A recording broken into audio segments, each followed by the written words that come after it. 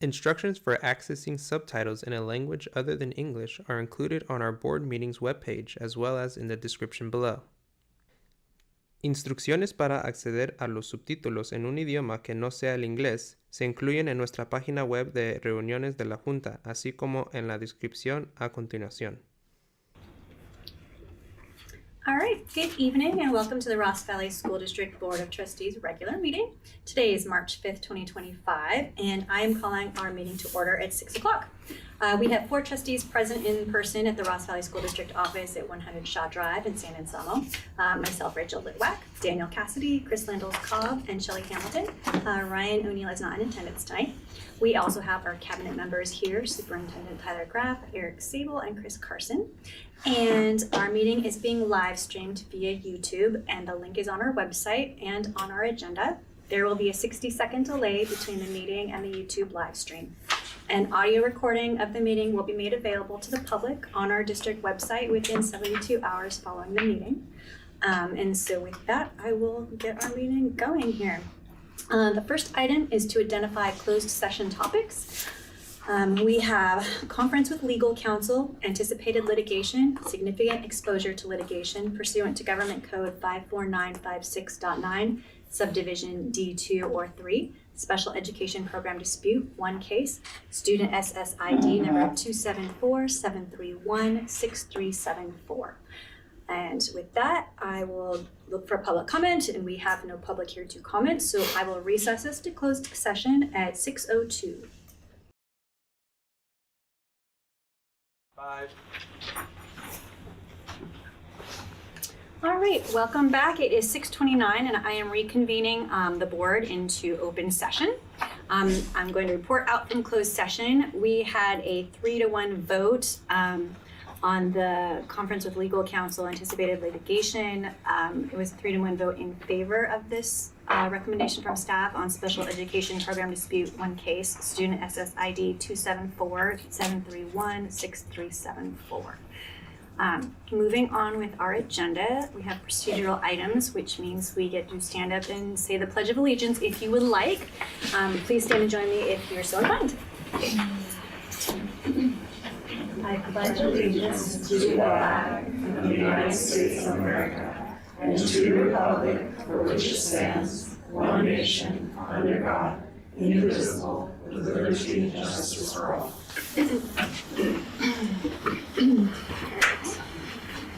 So the next thing we need to do is to adopt the agenda and time allocations. Did anybody here have any recommended changes, questions? If not, I will entertain a motion to adopt an agenda or not. I will make a motion to adopt the agenda and time allocations. Fantastic. Do I have somebody here to second? Second? Great. Chris. Aye. Shelley. Aye. Daniel. Aye. Rachel. Aye. Great. We have an agenda for tonight's meeting. We're going to move to the next item here, which is student presentation. And we have Brookside School here today, and I will let you go ahead and take it away. Amazing, thank you. Yeah. Thanks everyone for being here to honor Brookside School. I'm so excited that we have our students here, and thank you, Mrs. Forshee and Mrs. Puckett, for bringing your students and yourselves here tonight. If anyone doesn't know me, I'm Amanda Wagner. I'm the very lucky human who gets to be the principal of Brookside School and work with these awesome students every single day. And I'm going to talk just for a few minutes, I promise, and then hand it on over to who we're really here to see and to celebrate today. But I do want to share with you a little bit about some of the work that we are doing behind the scenes that the staff is engaging in to support student outcomes and student learning at Brookside. And then we'll talk a little bit more about what's happening kind of in the mix at school around our equity work and our sense of belonging. Both of these things work to support the academic as well as the social emotional pieces of our equity work, of course aligned with our SIPSA and our district LCAP goals. Our learning teams are a really exciting thing that we've been engaging with at Brookside this year, and this is work that's happening across our entire school district.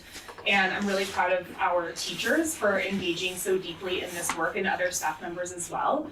In our learning teams, we are doing frequent professional development around high impact teaching strategies. The focus of the work is all around teacher clarity this year and utilizing student data to design instruction for students.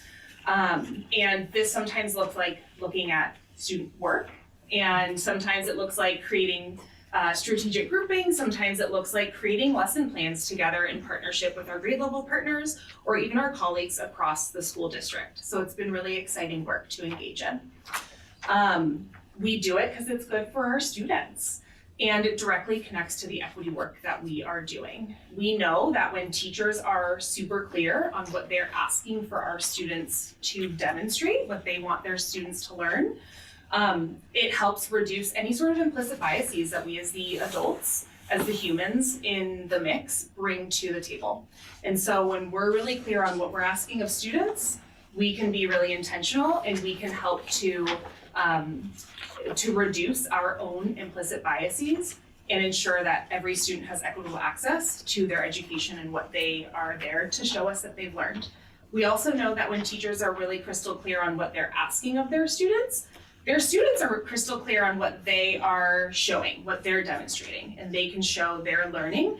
And it helps remove any sort of hidden barriers, any language barriers or cultural nuances that might impede the student's ability to show exactly what they know. And so it really helps that teacher-student relationship be really clear and helps to improve student outcomes for all of our students at Brookside. We're really thinking of all of our BIPOC students, our multilingual learners, our students with special needs, and everyone else when we're doing this work. We are also really excited because this year at Brookside, we have designated Wednesday afternoons as community time. And in our Wednesdays, we have 50 minutes between the end of lunch and the end of the school day. And initially, we wanted to create this community time to ensure that all of our students, including our students in our special day classes, had inclusion opportunities for buddies. And we realized really quickly that everybody benefits from having this designated community time. So you might find us in a Wednesday wrap-up assembly. Some of our folks here help lead our Wednesday wrap-ups, and actually, the assemblies are student created. Ms. Forshee runs our assembly crew, and they meet on our lunchtime clubs, and they actually develop these assemblies. And we celebrate our heritage months, we celebrate each other, we celebrate birthdays, we celebrate what other students have created. Our fifth graders presented ofrendas.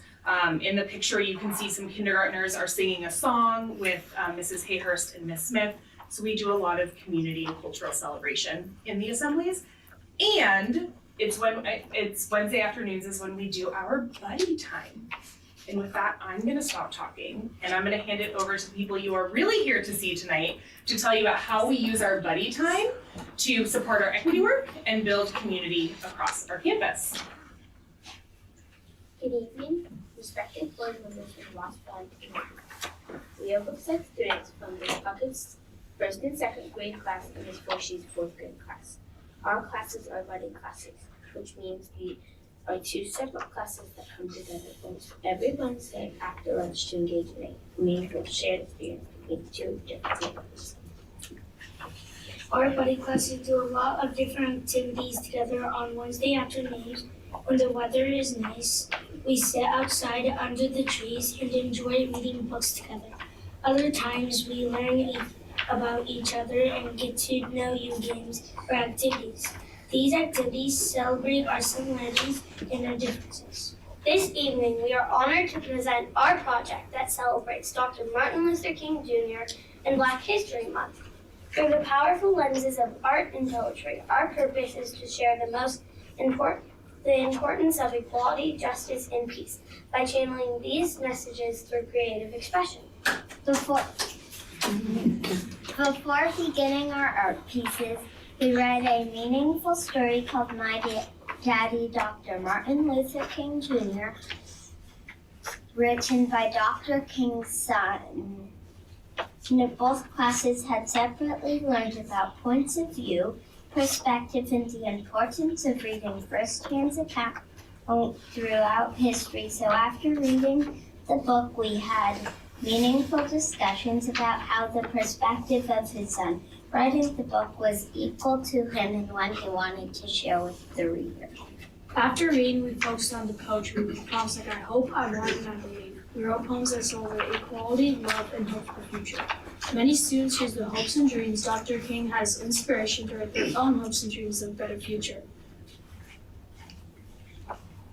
Students used his inspiration to write poems about hopes for their families, protection for animals and the environment, equality and inclusion, and love and belonging. Once the poems were in, we focused on the background art. For the background, we were to create visual pieces that were colorful and bright since our poems would go on them. Our teachers took pictures of each student looking up to represent our hopes, dreams, and desires for others or the future.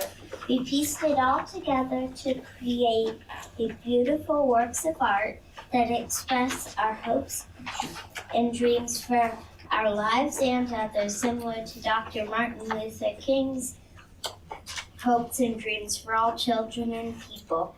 We would now like to share some of our poems with you. Ben. I hope the world was peaceful. I dream for a good. If the world was treated good. I want everyone to feel welcome. I want everyone to be kind. I wish for a good future. I want everybody to be happy. Ansel.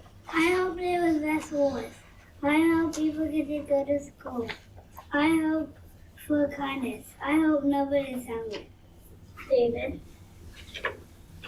I wish that the world was good. I wish the world was kind. I wish that everybody can be kind. I wish for everything to be fair. Layla. I hope for equality, for everyone to be treated fairly in the world. I am hopeful for our world to treat people equally. When I look in the sky, I wish upon a star, that I will have lived in a land of equality. I feel in my heart blossoms bloom. I am loved and wanted. I feel peace. I feel welcome. I feel like I can be brave and united. Teddy. I wish the future is good. I hope the world grows. I want the world to have peace. I want to live in an including world. I want to see peace. I love the world. I want to belong. I've always wanted to be together. I've always loved the world. Emily. I wish the world was an equal place. I want peace. I hope the war ends. I hope for love. I wish for everybody to have friends. I wish for kindness. Helen. I hope the future brings a world peace. I dream of a world with no war. I believe that we can all be happy. I hope that everyone is included. Reva. My dream is that people would not use so much plastic. I wish there was no climate change. My wishes for not war, but peace, and for happiness, not anger, and for kindness, not hate, and inclusion, not exclusion. Julian. I hope there is a world with peace. I wish the world wasn't polluted. I hope there is a bright future. I wish there were no more wars. Carolyn. I hope for world peace. I dream of inclusion for everyone. I wish for everyone to have a bright future. Fletcher. I hope of a better future. I want everyone to be happy. I dream of a better world. I wish everybody was included. We also expanded our learning in our own individual classes.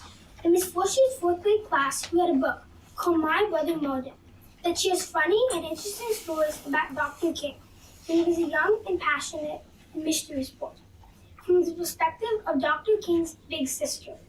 We also extended our learning into February's Black History Month to either African Americans who had an impact during the Civil Rights Movement or who are continuing to inspire and influence today. Following our reading and learning about many inspirational Black Americans, the fourth graders created an art piece involving individual squares coming together to form a united class mural. The mural hangs in our classroom and is a very powerful reminder of how we are working together to continue Dr. King's vision of a world where people are judged by the content of their character, not the color of their skin.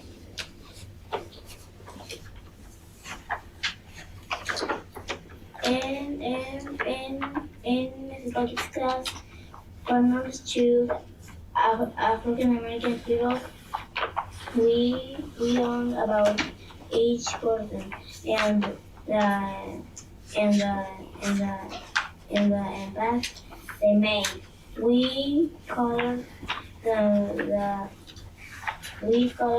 and made clouds, the facts about each hero.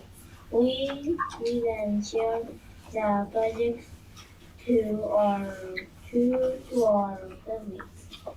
As we close, we want to say that our buddy projects is not just about remembering Dr. King's dream, but about working toward it in our daily lives through art, poetry, and action.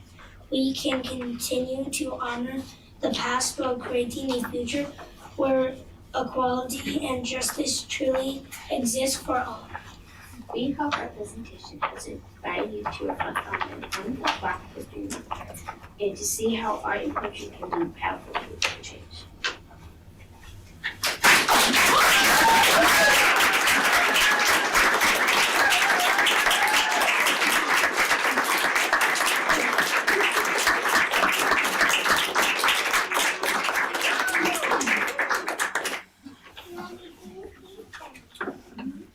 Can't stop smiling. That was amazing. That was so needed. It was. Oh my goodness. So usually what we do is we ask questions of you guys. Are you okay answering a couple questions? We promise they'll be easy. Okay. Anybody want to ask them some questions? I don't have a question because it was just perfect. This was one of the best presentations I've seen from sitting up here. But one of the things I hope you do, really, is you're going to grow up. And you're going to go to middle school, then you're going to go to high school and onward. I would love for each of you to take that piece of paper and hang it up in your room. And no matter what the world happens around you, you have it and you see it every day, and it reminds you of the hope and the joy and the mission that I hope you hold on to. Because life is going to try and take you away from that. So if you put it on your wall, I would love to see you do that and think about it. I see all of you every day. And I'm like so proud, so proud. Thank you.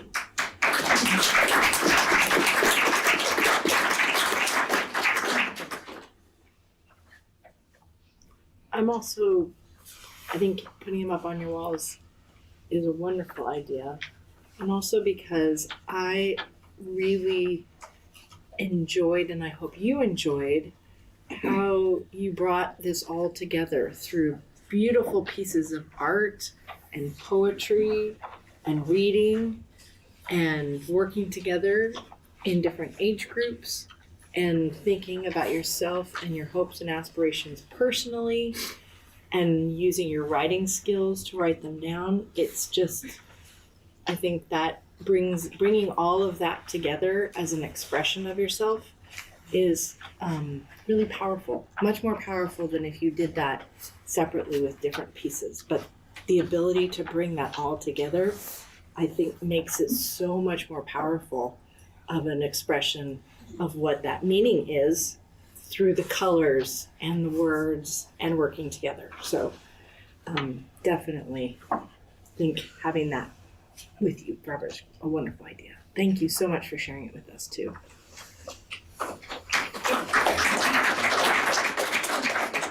So who has learned something from their buddy this year? Who wants to share something they've learned? Lucy, what have you learned from your buddy this year? I've learned how important it is to be with each other and be able to understand each other's feelings and stuff. Cool. Who's your buddy? Right next to you? Most of our buddies aren't here because not all of them felt comfortable sharing, but we volunteered ourselves to share. Cool. There is one. Who else has learned something from their buddy this year? I pretty much know all your names, so I can just call you. We do have one buddy set, just the only one. It was Julian and Ben. Decided to both share, but we obviously won't put you on the spot. But even if your buddy's not here, what's something you've learned from either working with an older buddy or working with a little buddy? Yeah, Emery. That I really want to dye my hair. Her buddy does have some really cool hair. She's got some color. You learned something. Coming together and just having fun and reading and doing art projects is very important. So working with the first grader, second grade is just fun and important? Yeah. Layla. that no matter like the age groups from first and second, like you can learn like different things from each age group. Totally. That they really like sports. Julie, what have you learned? The importance of like what was I gonna say? Like the importance of knowing what your little buddy is thinking and like sharing your thoughts. So cool. Yeah, Teddy, one more.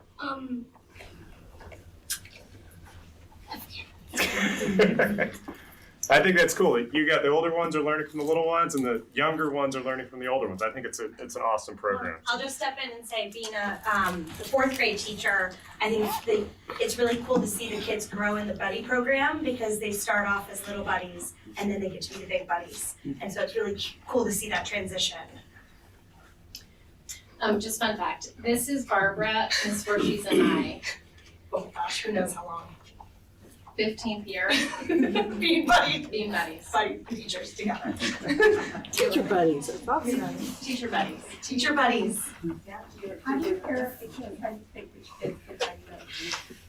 Usually Mrs. Puckett kind of does it because she knows more of the kids, seeing that they've gone through. So she knows, I give her my class list and she oftentimes can match that. Teddy, did you remember? That doesn't matter who you learn And there we go. Well, I can tell you one last thing. The TK kids love the 5th grade buddies. They look like monsters, okay? But like for the 1st graders, don't these 4th graders look like old people? Right? Your skin looks fabulous. Yeah. Right. But I think it's so cool for the 1st and 2nd graders to have some people to look up to, like on campus. It just makes such a better community. It's nice. Nice job. And good job for you guys feeling comfortable speaking in front of groups. That's awesome.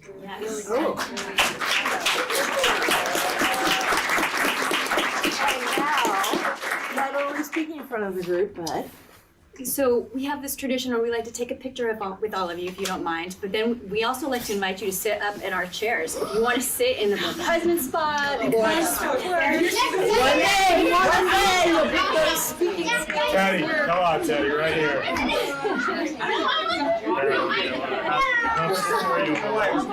Not the chords. There you go. Yeah, what's the chords? There you go. Some computer work?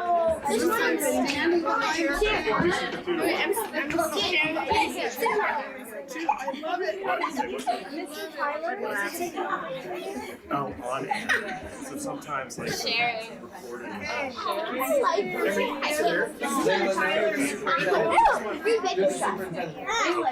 The registrants don't know what's going on. We should keep these in front of us on our desk, right? All of the time to guide our decision making.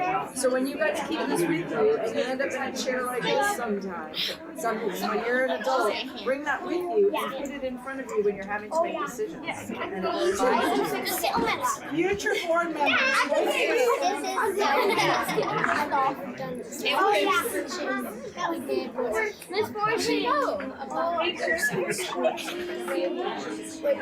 She's just down on the floor. All right, first, second, and fourth graders, I also have a swirl gift card for each of you, so come on out and we'll.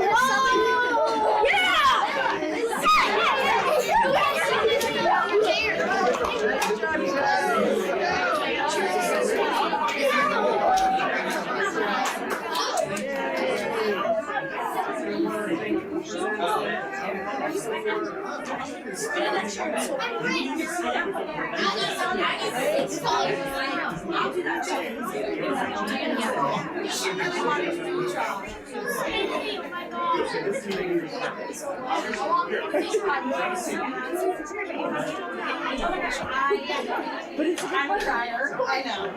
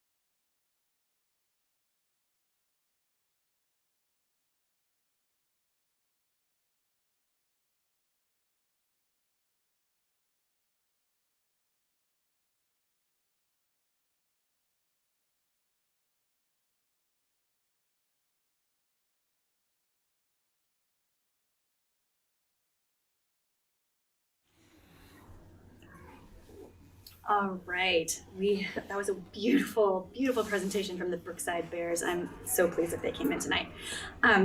Moving on with our agenda, we have communication, public comment regarding items not on the open session agenda items.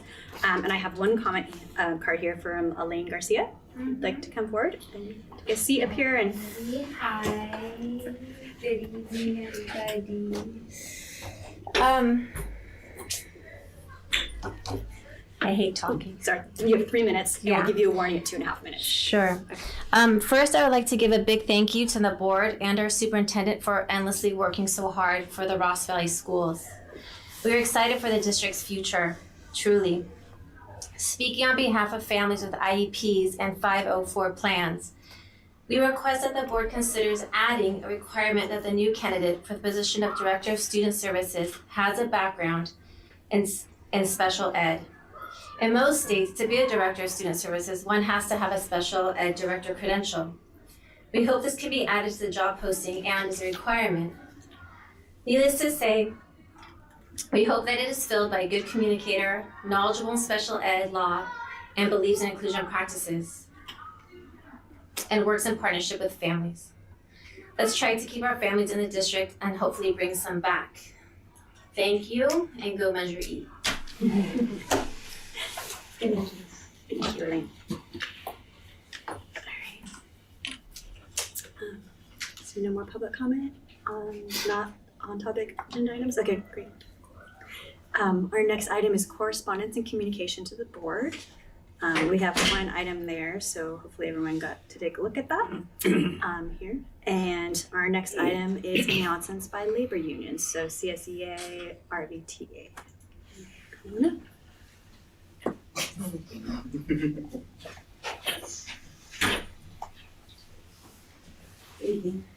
Good evening.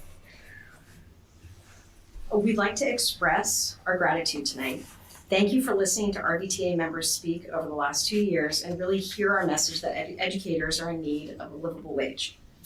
Thank you to the board for your commitment and dedication moving forward with Measure E to support our students and educators. Thank you for being transparent and solution-oriented.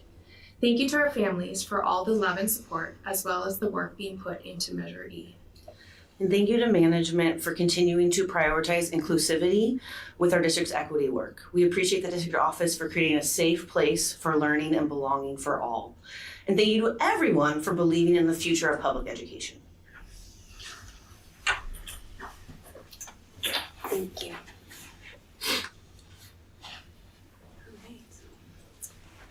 And our next item is presentation and or action items. So the first item there is adoption of resolution 11. Oh, did you want to bring it back to any comments from that?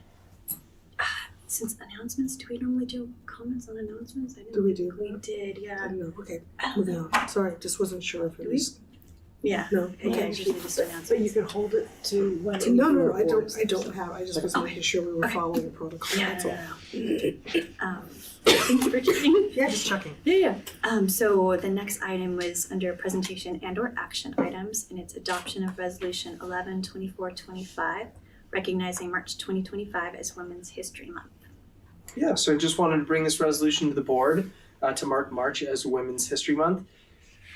Women have played a really important role in my life. I was raised by a single mom, and my grandmother and 6 aunts spent a ton of time teaching me how to camp and fish and read and write and do all kinds of things. So women have played a really critical role in my upbringing, and we have the majority of women on our board. Actually, the majority of our administrators in the district are women, and the majority of our teaching staff are women. So it's really important in a place like Ross Valley and in a place like education to mark March as an important moment to think about the things that women have poured into our lives, whoever we are. So just want to bring this resolution forward to the board. Great. Do you have any questions up here? I'll bring it up for public comment. If anyone would like to say anything. Thank you. Thank you. All right. So public comment. Do we have any discussion here on the board on this topic? We wouldn't all be here if it weren't for women. So that's a fact. Science. You know. It just makes sense. It just makes sense. Yeah. It's a no-brainer. Agreed. Well, I appreciate this being brought forward. Thank you. This is the first time I've seen this come forward, so I appreciate that this is something that we're taking the time to acknowledge this month. I will entertain a motion on this resolution. I will make a motion to adopt the resolution 11/24/25, recognizing March 2025 and March going forward as Women's History Month. Second. All right, great. So Chris? Aye. Shelley? Aye. Daniel? Aye. Rachel? Aye. Thank you. Thank you. Okay, so our next item is recommended acceptance of demographic analysis and enrollment projections performed by King Consulting. And I am going to invite Rob Murray up to the dais here, and he's going to give the presentation. And Mr. Murray, okay, wonderful. Mr. Murray did the actual enrollment projections for King Consulting. And what he's presenting tonight are just the summary findings, and what you're accepting is just that we've received the report. And a copy of the enrollment was attached to the agenda item as well. Hi, thank you very much, Mr. Carson, and good evening to board staff and public who are watching. My name is Rob Murray. I'm the Director of Demographics at King Consulting. And we've worked in various ways with Ross Valley School District over the years with various funding and previous demographic work, but it's the first time we've prepared a study in a little bit, and I think the first time I've come to present it to the board in quite a while, so very excited to be here. So, I'll first off be that person and just spoil the ending of the book right off the bat. But what we're really looking at, big picture with Ross Valley, is that you have been in a prolonged period of decreasing enrollments.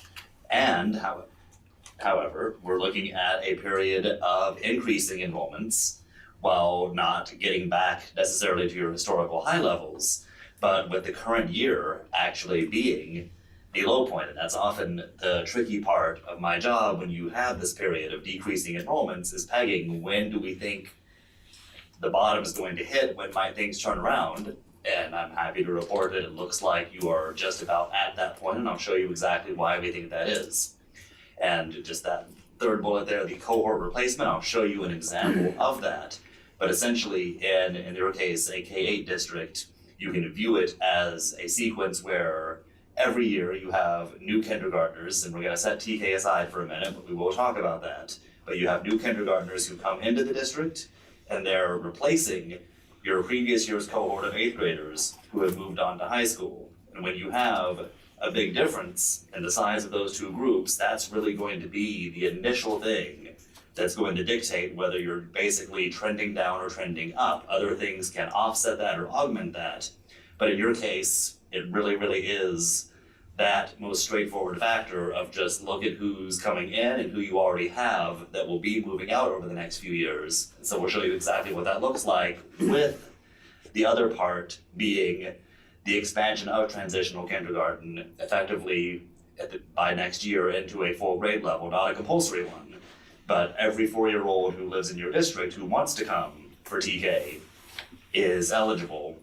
And so you will also have an expansion of those youngest 4-year-old students. And that's really what's going to help with the short-term growth, and then that cohort replacement is going to kick in as we get a few more years out. So first, some historical enrollment trends. You've probably seen something like this. You had, earlier in the decade, things were trending down, and then you, like almost everyone else in the state, had the big drop between 2019 and 2020. We're still trying to figure out what happened then. No, we know exactly what that was about, and you tend to have this pattern of just this abrupt one-time exodus of some younger families, and then in your case, the resumption of what turned into, without some of these external factors that had been causing some of your previously declining enrollment, a little bit more stability, but you see again, overall still trending down, the last 2 years being some of your lowest years in recent record. And here's where we start talking about, you've been on the, well, I'll say bad, but I mean the side of cohort replacement that leads to decreasing enrollments, where even you throw out the 2020 year, because a lot of those kids who didn't show up for kindergarten that year, you did still get some of those back as first graders the next year. But in general, going from having around 200 new kindergartners coming in to having somewhere in the 160s to 170s, more years than not recently. And so that's really what's been happening, especially with these 2 most recent years where you've had particularly low enrollments.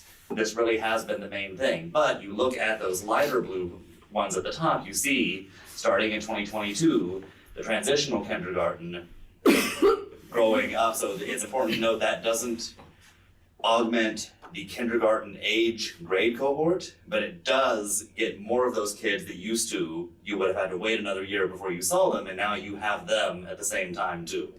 So if you go back to that. Oh, of course. 24-25 is only 11 students shy of 15-16, the height, which is actually a very positive trend, and that ties to what you're saying of that the group coming up will continue to. I mean, I guess my question is, do you think that that number will stay, the 160, the 166? Yeah, hold that thought, and I'll show you something that speaks directly to that point. Thank you. Yeah, I know.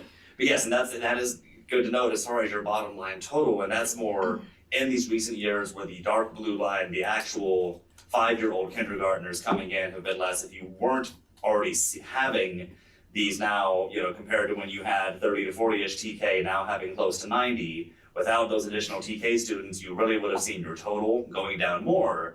But as I said, we're about to flip the switch on what's happening with the cohort replacement based on what we're seeing with births, and I'll show you again a little bit of detail on that. But do you go into detail that fairly precipitous kindergarten, not TK and kindergarten, from 22-23 to 23-24? Yeah, and part of that, it's almost more because if you then pull it back to 21-22, it's more that 22-23 was just a little bit of a positive anomaly for you. But it's kind of spoiling the next couple slides a little bit. But what we really look at for how we peg what we know about your previous kindergarten and what that means going forward is we look at your local births, which I'll go ahead and pull up here. And we compare that, yes, I have that, yes, I just wanted to make sure I had that next slide in, but we compare that to how many kindergartners you get 5 years later and how many TK students you get 4 years later. And we want to see how consistent is that ratio, i.e. how good of a predictor is it if we know how many births there were, for that to tell us anything about how many kindergartners you're going to get. And here's what's interesting, and this is a little different for your district. Now, when we say local births first, I'll say what that means, and that is California Department of Public Health. Anyone who wants to can register with their data portal and do what I do for fun and watch these numbers all the time. But you can track births by occurrence or by residence. And what that means is regardless of where the birth occurred, if you have people going to San Rafael, going to San Francisco, wherever they're going to have babies delivered, as long as the person giving birth is a resident of the zip codes that are most closely associated with the RVSD, then we're tracking them as births to residents. And so that really, really helps us do what we're doing. And again, I'm trusting that the folks who put that data together at the Department of Public Health have their ways of making sure they sort all that out. But given how consistently stable those relationships are, I think it does a really good job. And what you see here is, you can see it's not a great mystery why enrollments at the school district, independent of things like the pandemic, have still been trending down, because you just have fewer kids being born in your community. And based on what we're seeing with, not none, but certainly I would say minimal new residential development, there's just not, basically the foundation of who you're going to have in the future is who's being born here. And what's really interesting though, that red box represents the years where the births are in the books. And actually, I'll even tell you, 2024 came in at 161, so still kind of stepping down a little bit, but still above where it's been between 2017 and 2020. And that red box represents the years of births where we know the birth totals, but those kids haven't shown up for kindergarten yet. So for the next few years, we know who was born here, who's going to make up the backbone of those future cohorts. And 2021 was a banner year, excuse me, and even though births are gradually stepping down a little bit since then, they've still been higher than what you had for a few years running, going up through the kids that you're still, have been getting for kindergarten the last couple of years, and that for one more year you'll probably still get for kindergarten. And then here's the other part that I mentioned. We look at that ratio and how reliable it is, and this is a pattern that we see a lot of places. We're just looking at the blue line on top, which is the kindergarten for now. So looking at births from 5 years before, and prior to 2020, you tended to have, call it a, 1.1 to 1.2-ish, but meaning that on the whole, you did have, some of that I would have to go back and look to check how well your zip codes line up with your district. In your case, I think it is pretty good. So what that really means is you do tend to have more young families moving in. I think this is a very desirable area for people with young kids to want to get into. So you do tend to see a little bit of an increase from who was born to who winds up enrolling. We throw the 2020 ratio out. We know what that was about. And then since then, you notice the ratio has been trending up but lower. And what that really is that same phenomenon that caused all those kids to move out in 2020. It wasn't just the kids who were already in school. It was your kids under 5 years old who had been living here prior to the pandemic. So suddenly, before, we had this very reliable ratio, and now a lot of those kids who were born in 2017, 2018, 2019 had also moved at the same time you had that big one-time loss of students. And so your ratio has dropped, but you see it trending up. And I think after next year, so about by 2026, when we're definitely dealing entirely with kids born post the real meat of the COVID pandemic, then we're going to see that ratio bounce back up, at least back above a 1.1, approaching a 1.2 again, probably, i.e. back to what we would consider normal business for you. So that's one positive thing. So am I reading this correctly? Anything above a 1, if it's a ratio of births to kindergarten, anything higher than a 1, that amount over the 1 is in migration? Yeah. And if it's a 1, it's a 1-to-1 ratio of births to kindergartners. Yeah. So anything below is an out migration. Correct, and that's all on net, because in reality you have people constantly moving in and out. But on net you tend to attract more families, who didn't have, whose kids weren't born here, but who were looking to land here by the time they reach school age. Got it. Okay. And then the transitional kindergarten on the bottom, you see, there had been a little bit of fluctuation, but that has been shooting up. We definitely, you had kind of maybe a little bit of a very rapid increase in year 2 of the rollout, a little bit of a slight flattening in year 3, but overall, we tend to see this going more or less proportionally to as that program is expanded and more are increasingly younger 4-year-olds are eligible to enroll.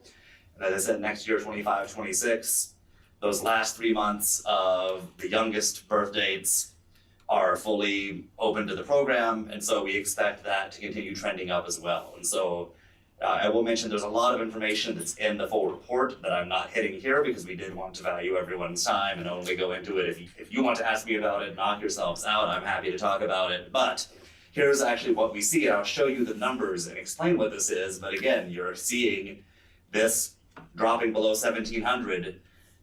Again, I still see you below 1,700 next year, but going back up, and really, I think you will be trending up for this projection period of 7 years that we do, which generally gets you the roughly 5 years of births that help us reliably see kindergarten, and a couple of crystal ball years where we assume that birth trend will kind of keep trending the way that they've been.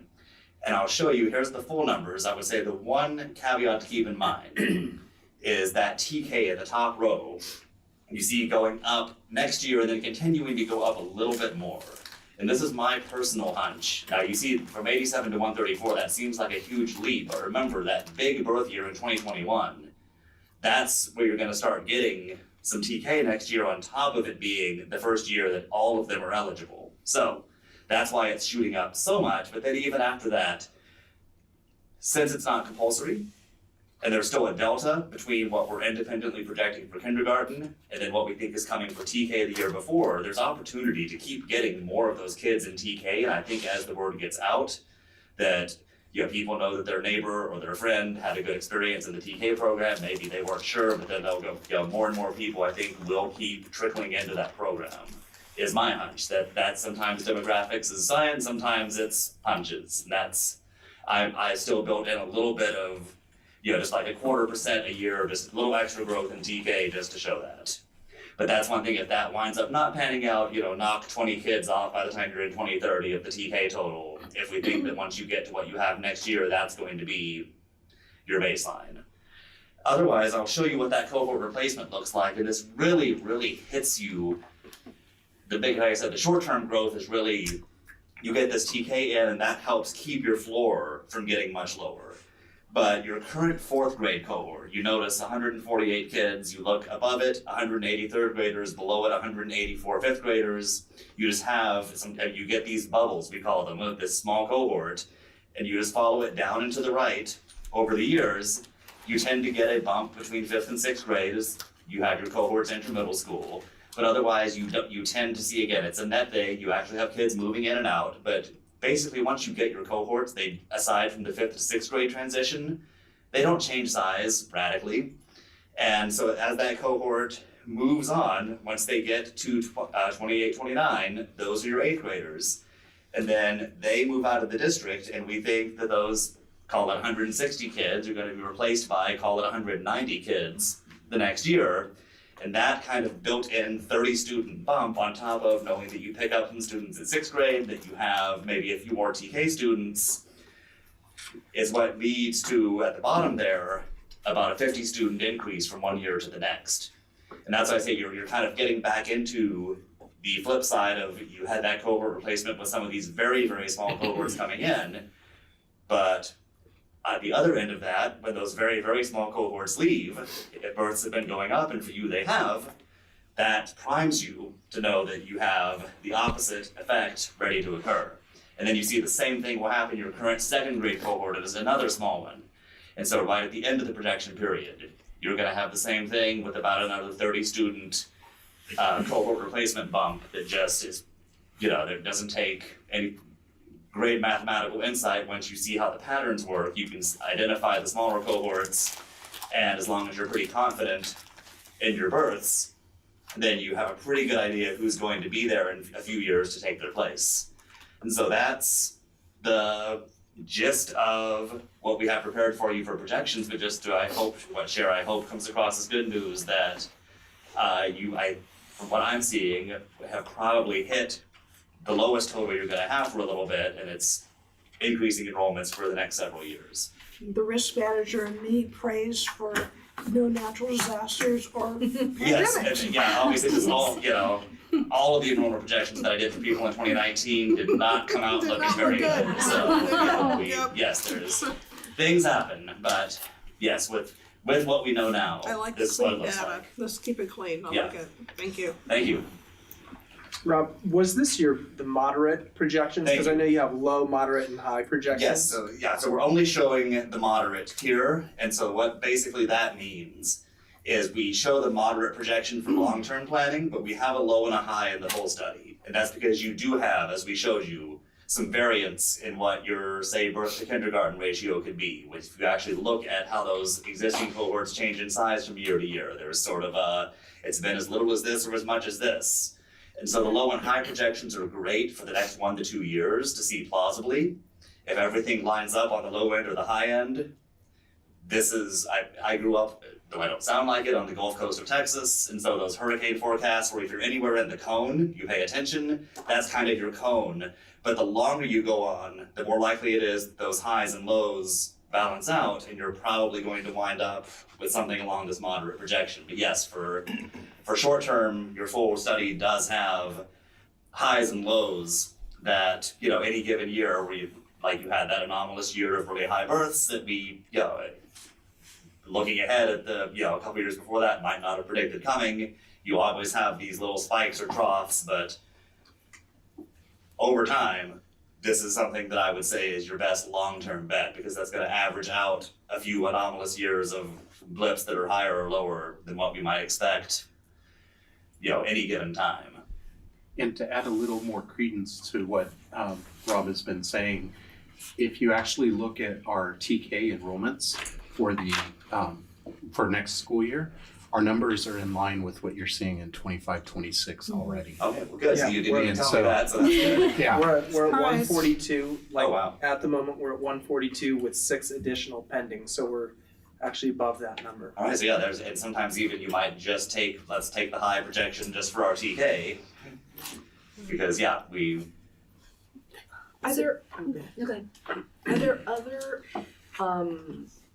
unexpected factors that you've seen in your years of work to just keep on the radar? And then economic trends, certainly there's a lot of national state policy churning happening. absolutely. And which ones might have a longer term horizon to account for shorter term, longer term impact, shorter term, anything like that we should just kind of keep on our radar? Well, certainly one thing to look at, and I didn't really get into the residential development part in this presentation, just because you have, I believe it's Fairfax that has one relatively larger project that seems to be going ahead, but with state housing law right now, particularly around designated affordable housing, there's a lot of streamlining to the planning approval process, such that if a developer has something that they think pencils out, particularly something that's been rezoned under one of the town or the county's housing element update, then you could, what used to be something that might give you several years of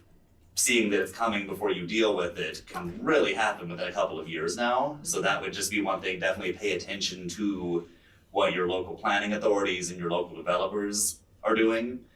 And certainly that's the other thing, that kind of affordable housing tends to all be, if it's a multifamily, say 50 unit affordable apartments that gets built anywhere in your district, it's all going to hit at once, and you tend to have the most school-age children relative to market rate housing will move into below market rate housing. So that's one thing to keep an eye on based on my conversations with the planning authority and reviewing the latest housing elements and everything. I didn't see anything that was imminently happening, but that would be the main thing to keep aware of. And then, certainly with a lot of, I don't know that you have necessarily, I know, for example, doing some work in San Rafael, where there have been a lot of immigration placement and things like that. There's going to be probably some drastic changes to some of those patterns, but those were a little hard to predict and peg in advance always anyway. But otherwise, I think in your community, what we're really seeing is keep watching those births. Again, 24 came in just a little lower than 23, while still higher than some of these other years. But if you can, not to talk myself out of a job here, but if you just track your local births, that's going to tell you a lot about how you're going to trend up or down, just relative to what they had been 5 or 6 years before. Rob, a quick question. When I was looking at the information earlier, I looked at the FRPM socioeconomic indicators, and I was just curious, because is that really a pure indication of the socioeconomic status, given that free lunch is provided to everyone? And that's you are correct in that, and I might toss the district staff to confirm where I'm getting a little out ahead of what I deal with all the time, but that still officially signing up for the FRPM program is, I believe there's still a distinction between the universal free lunch. okay. So this is separate and apart. But however, take a little bit of a grain of salt, only because the incentive for some families to officially have register for the FRPM is perhaps less, since with the universal free lunch there's a lot of the most immediate benefit from that is coming whether you're officially have gone through the paperwork registration for that or not. In our community, because our numbers are so low, generally the bulk of the people that qualify for free and reduced meals receive other services, and so they're what they would call direct certified, and so they're receiving services elsewhere, and we know because of that they qualify. And Okay, we so get you that back level into data. those numbers with other data, you're saying? Correct. Okay, think that's helpful to know as well, because I'm Okay. pulling it from the state's Yeah. published data, Because so I'm seeing yeah. the numbers creep up, and then that of course feeds into other aspects of federal funding Mhm. and other things that I just have a radar. No, I think just because of its availability and that it's certified along with other state data, I mean, certainly in a lot of ways, looking at your unduplicated count is another good source that folds FRPM in with a couple of other things. But yeah, that's going to be one of the harder areas to, I guess, to know that there's a lot more going on beyond any one statistic that we can pull out and show. But no, that's a great question. So we'll rely on the purity of the numbers then, Yeah. basically. So, okay, thank you. So I think one of the reasons we wanted to have this study done is because we have anecdotal information from living in our neighborhoods. Like, hey, there's a lot of little kids all of a sudden on all these houses that just turned over. Like on my street, there were 6 houses with kids that were like babies or toddlers. And I was like, I don't think we're ready for these guys if we're not because they're not showing up in the hospitals as births here because they were here after they were born. And I don't know where they were born, but they weren't registered to these addresses when those guys were born. So I think that's really helpful that we've got this information now, and what we're seeing in the community is being shown here as well, which is great. No, and that's great because sorry to interrupt, but only because I'm also glad that your instinct was also to see if a study corroborated that, because I have been in communities where people will say, well, I see there were 3 kids that moved in on my street. It's like, well, your street was the outlier and that's not really happening everywhere. And some people are really shocked when nothing that I can look at seems to show, especially when they have a hunch that there might be more kids coming. So in your case, it was, I don't think I've ever literally come in at what I think is going to be the low point right before the pivot happens. So that was kind of exciting.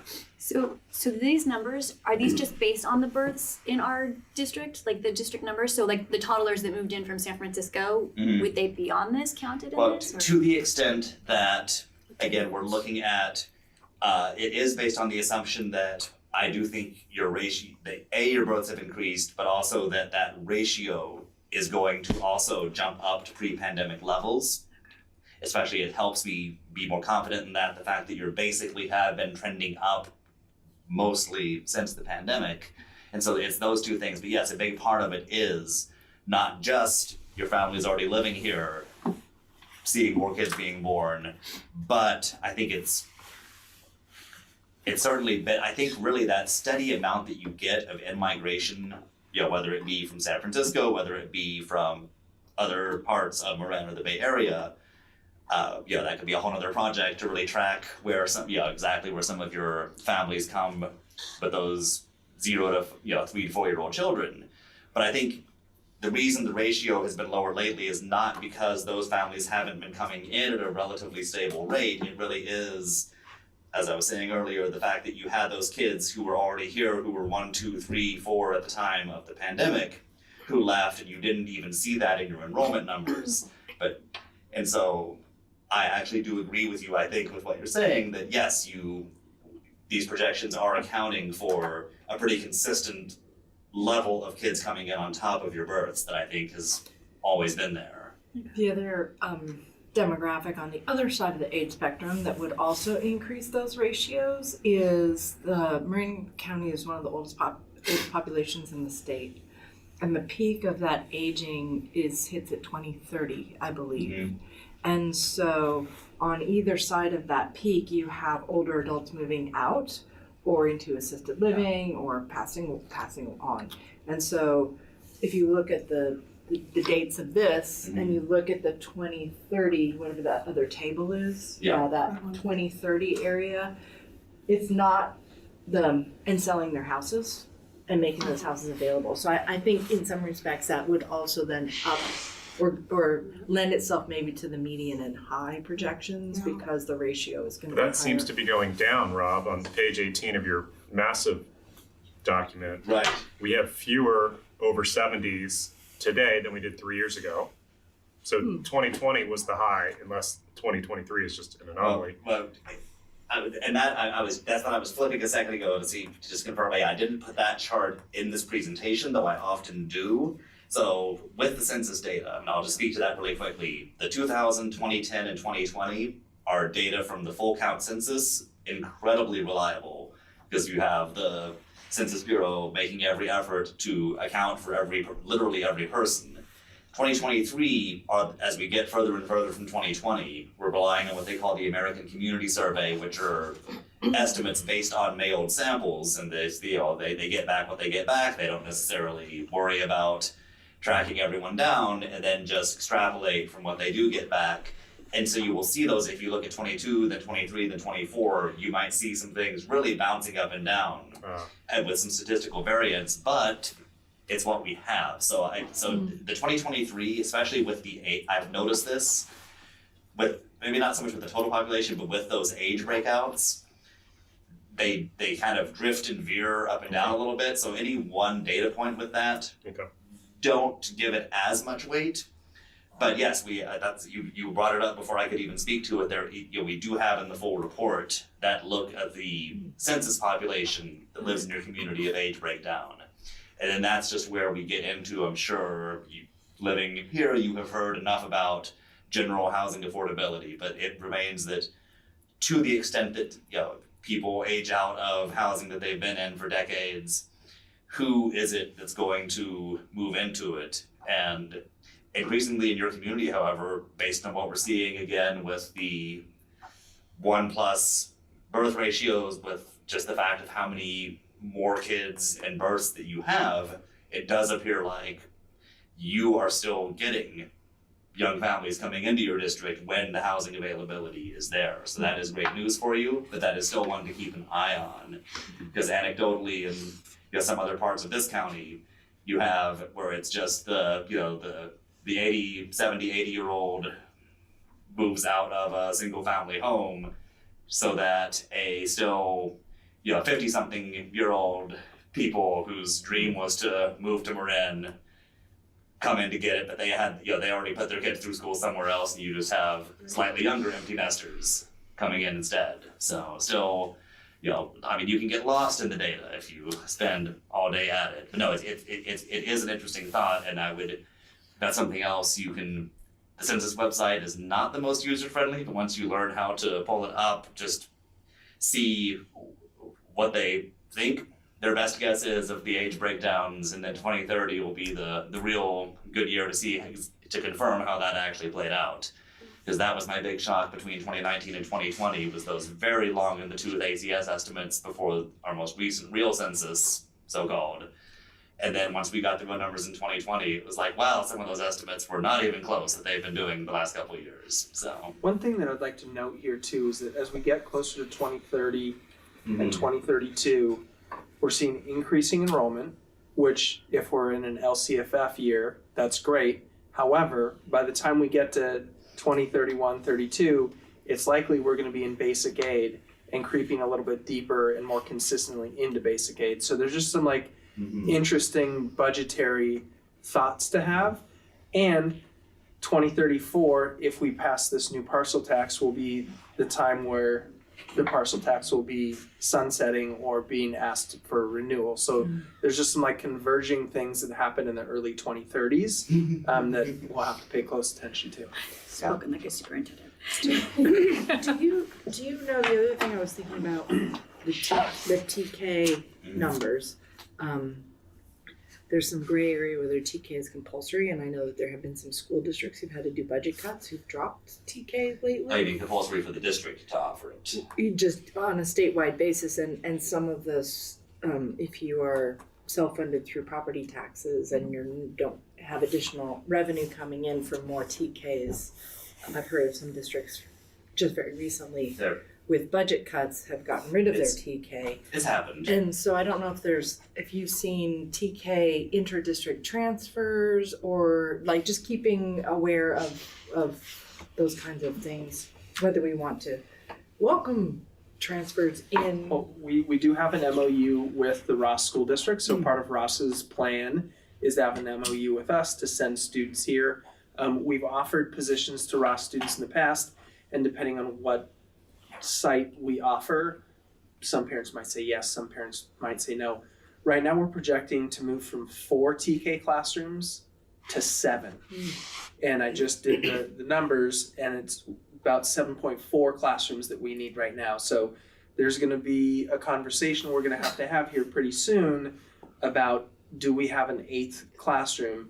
And if we don't fill that, we do have an MOU so we can make that fiscally responsible to have a full class of 20 students if we needed. Okay. Where the site is going to be a conversation for us.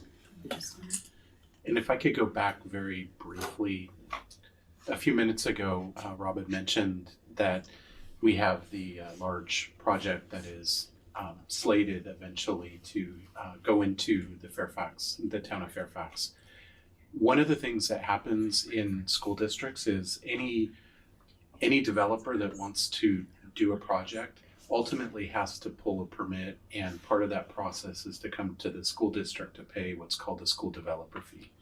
And that's to help offset the cost of additional students. We would know before they build the project that it's moving forward.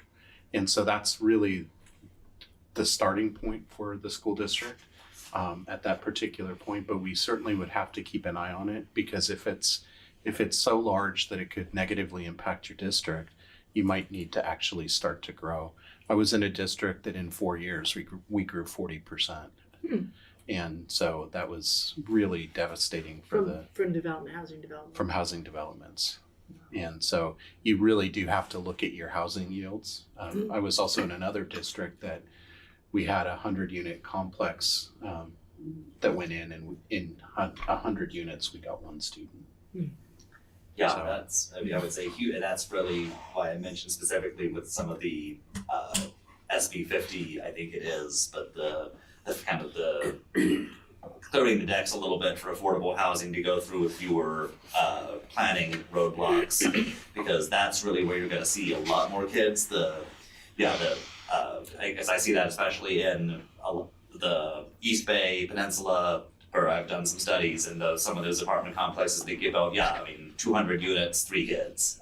I see that kind of thing all the time. So it very much depends what type of housing is being built, for sure.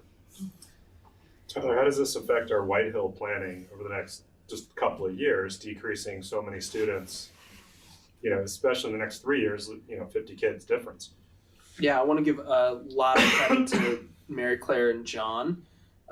They've done a really nice job of taking a look at their enrollment and the number of teachers they have and the number of sections they have to offer for electives or band or whatever the piece is, and then slowly reducing the FTE at White Hill to match the enrollment. So they're in the process of building their master schedule now. I'll be talking with them tomorrow and Friday. We can chat a little bit about that. But then we're going to have to, it looks like in a few years, start ramping back up and hiring again. So I'll mention this in a later presentation tonight, but this district has done a remarkable job of running an efficient, lean organization. We do not have bloated FTE or, we run a lean organization here. And John and Mary Claire probably have the biggest challenge with larger school shrinking and growing their staff based on enrollment. So they might be able to cut 2 FTE this year, and it wouldn't be a layoff, it wouldn't be a pink slip, it would just be, someone's retiring or moving out, and we just shift staff around to adjust to the enrollment. One other enrollment consideration is where else students are going to school in our district and school closures. I know like when St. Rita's closed, that was a big cohort of students that were then all of a sudden looking for other places.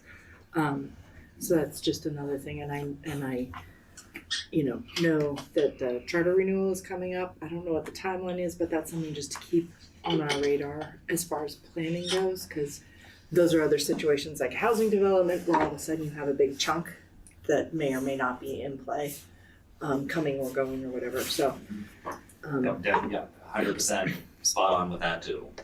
As far as things that could happen, that would, or that if they did happen, would certainly change these numbers. yeah, and that you'd want at least some runway for figuring out what to do with it. So. Do we have any more questions? I'm trying to be mindful of the Sorry. time, so we're on track time-wise, but I just want to make sure we stay that way tonight. Do we have any more questions for Rob? No? Thank you so much. No, it was my pleasure. Thank you for inviting me to present. Thank you. It was great to be here. Have a wonderful evening. Thank you. Thanks, Rob. Thanks. Did we have any public comment on this item? No? It was great. So like, is the TK teacher out there nervous? No. All right. So I will bring it back to the board for a motion or discussion, I guess, probably before a motion, so that'd be better. We're just We have receiving to accept the attached thing or not accept it. We have to make a motion one way or another. I would like to make a motion to accept the attached thing. Do we have enough discussion? Oh, wasn't that a discussion? I mean, we were kind of asking you questions. Oh. Yeah, I mean, it's I think it's moderate data that is based on very narrow bumpers to ensure that the deviation, because there's a lot of deviation in there based on circumstances that can move it, right? We all know that. So it's not like he could do scenarios to say if this happened then this would happen. We don't really need that. We've seen the dark side. It's like a baseline. Exactly. Yeah. And I think it's enough information for us to feel comfortable that we're on the right path. I love that, like, the data guy is happy that he found, like, the bottom point. Yeah, I know. I was like, he was all excited about that. I was like, okay, we did it. That's data analytic dream point right there. Right? I kind of was like, I'm with him on that, actually. Where does the basic aid, where does community funded and state funded flipping happen on these charts? Like, we're gonna color code the columns. Basically, so 24, 25 we're community funded. We're state aid 25, 26. It looks right now like we're back into community funded 26, 27, and we flip back out in 27, 28. And I don't have data going far enough out yet for 28, 29. But So it sounds like some of our conversations we've had, it'll flip in and out a few more times before we start getting more consistently into basic aid. And as folks turn over their homes and more younger families move in and older families move out, we'll see our property tax basis go up slowly. Interest rates will behave. Mm-hmm. Yeah, it's interesting. Well, I appreciate that. I'm so happy that we're like, I think there's more kids coming into our district. Like, it's just that feeling. So it was nice to see that, like, oh, these numbers do line up. Yeah, the neighbor across the street as a TKer coming in, and she was like, there's no room for all of them. They're going to have to maybe go to different places. And I'm like, yeah, but that's good. That's a good thing. We used to have one TK class for the whole district. I know. My kid was in it. And now they're talking about like 8 total. It's amazing. It really is. It's great. All right. There's no further discussion. I'll entertain a motion on this item.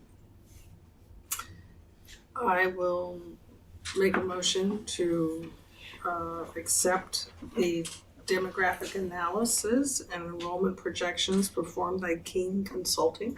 Great. Do I have a second? I'll second it. Great. Chris. Aye. Daniel. Aye. Shelley. Aye. Rachel. Aye. Sorry, quick question. I didn't get all the way to the appendix or something of the mega document that he included. Does he have the data granular down to census tracts or anything that might help with knowing exactly which school areas was that included? It's down to the school level. It doesn't go down to the census tract. Great. but- So that's helpful information for projecting. Yeah, he breaks it down by grade, by school, and all of that. All right. So our next item is the recommended approval of the second interim budget report. Go ahead, Chris. And thank you for the opportunity to speak this evening. really the starting point for everything that we did was the report that Rob gave us. And so we were able to get it soon enough to be able to start to incorporate that data in. One of the things that we had in our budgets previously is a fairly significant decline in enrollment. And you'll see later on that we're starting to show it going the other way.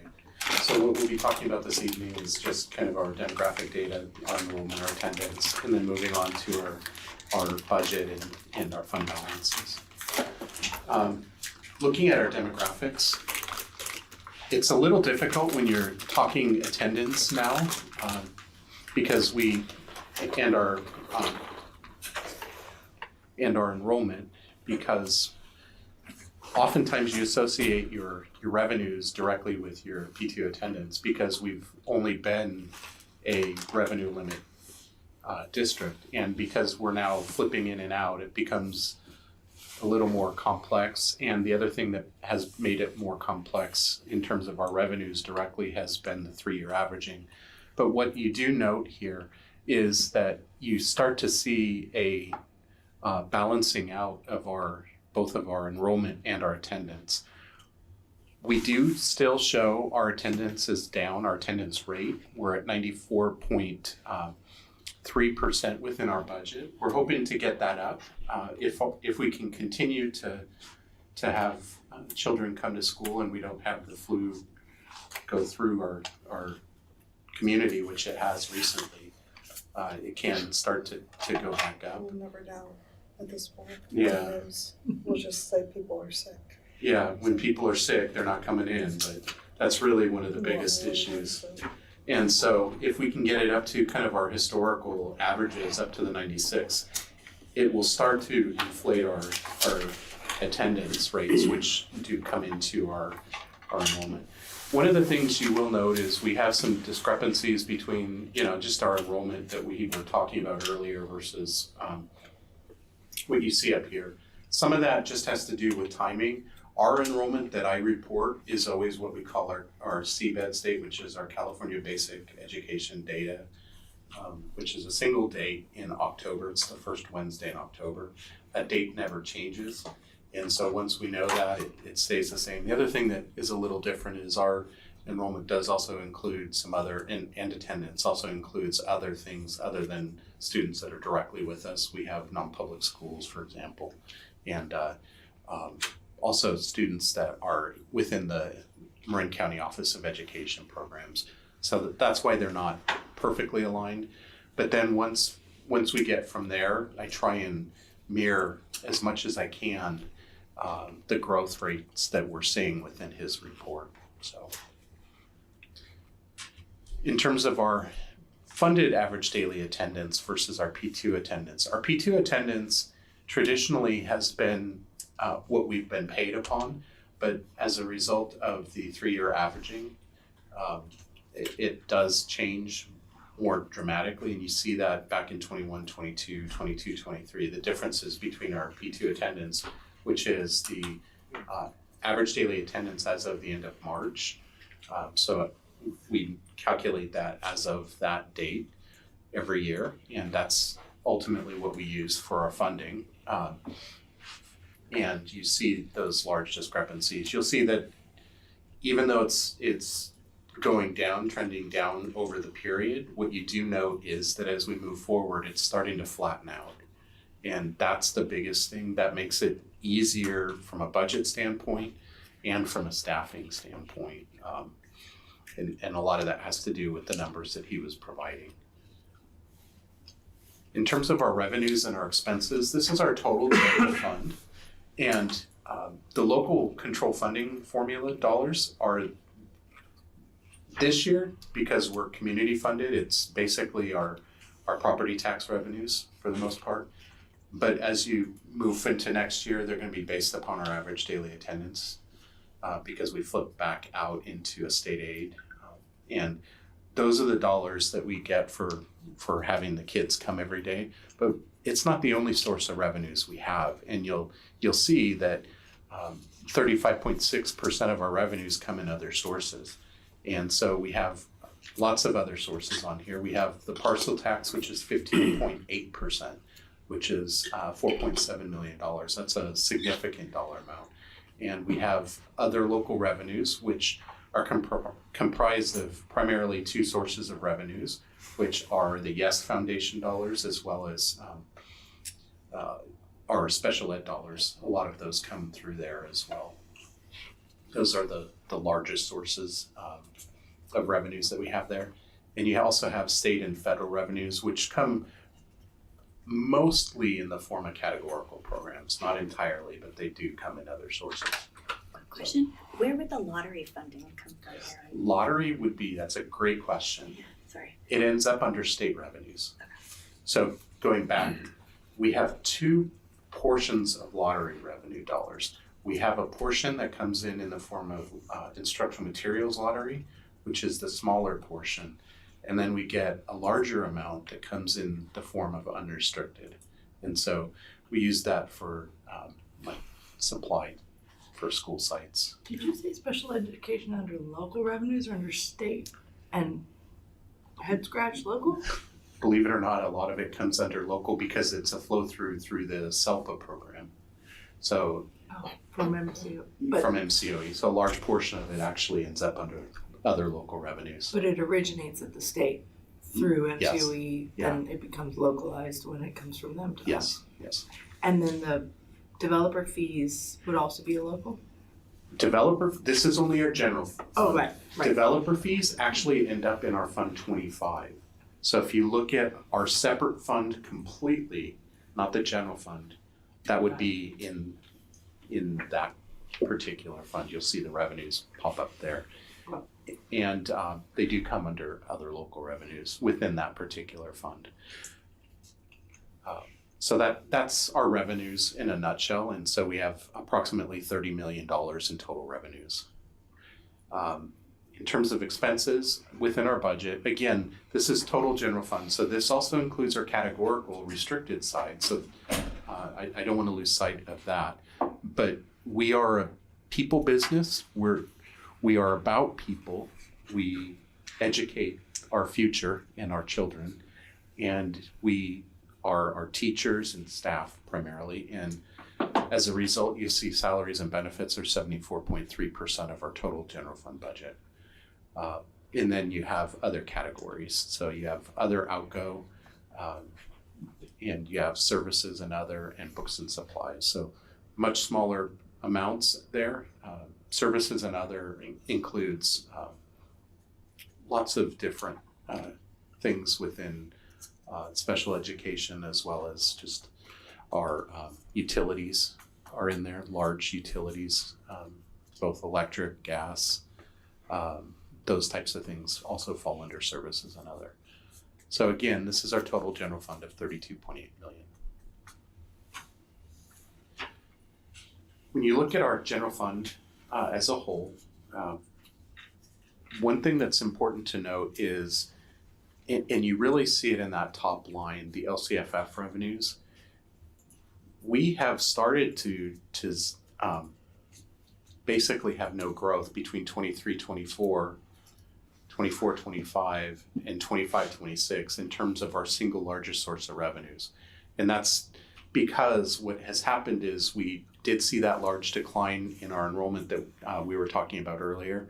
And because of the LCFF 3-year averaging impacting us and finally doing away with that, and then us flipping in and out of community funded status as a result of all of that, you end up with more or less flat revenues during that period for your single largest source. And so that becomes challenging for the district as a whole. But one thing you'll note is that as we look at 23-24, we did actually have a $653,000 loss. And prior to that, we did not. And as we move forward, worst case scenario is we're budgeting for some significant losses again. But we do see a little bit of light at the end of the tunnel as you start to look out in 26-27 in terms of your LCFF revenues. When looking at our fund balances, this is looking back at our historical fund balances as well as moving forward. When you look at 21-22, that was a 26.6% fund balance. And as you look at 22-23, even though the total dollar amount went up, our percentage went down. And that's because our fund balance is calculated based upon our total general fund expenditures. So if your expenditures are going up, so too does the need for your reserve to go up. Which also highlights the fact that because just on the natural, our expenses will continue to go up, we do need to start to look at reversing out the deficit spending. That's really a critical thing to look at as we move forward. Chris, can I mention something? I know in the third year out, state mandate is 3%. Our board directive is 10%.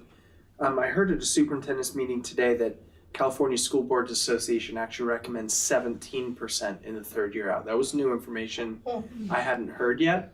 And I just thought it's important for us to kind of recognize that even though our board sets a 10% goal, California School Boards Association would almost double that and make it 17%. What's the rationale for such a wide disparity? It actually comes from chief business officials. And when you hear a 17%, it just sounds large. It's so large, yeah. But the reality of it is we're looking as a CBO at our salaries and benefits, and we're trying to be able to afford 2 months worth of salary.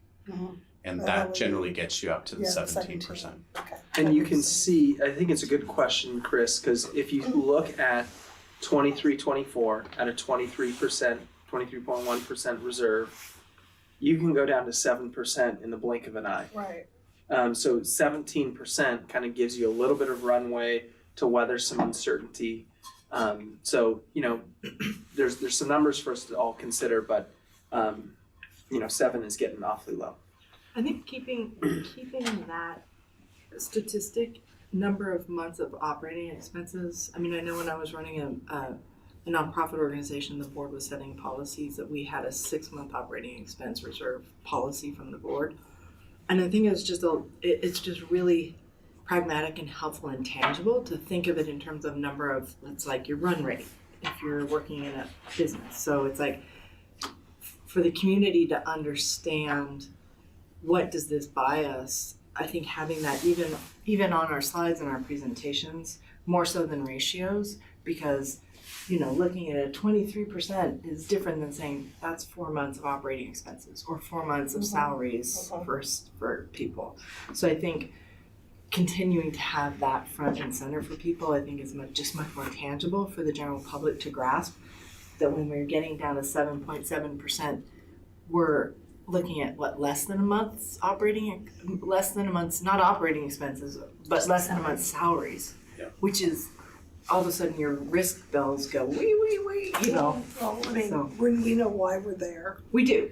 And I think that the optics of having 26% in reserves when teachers are sitting in front of us asking for more money, 7% makes sense because that's how we've gotten there, right?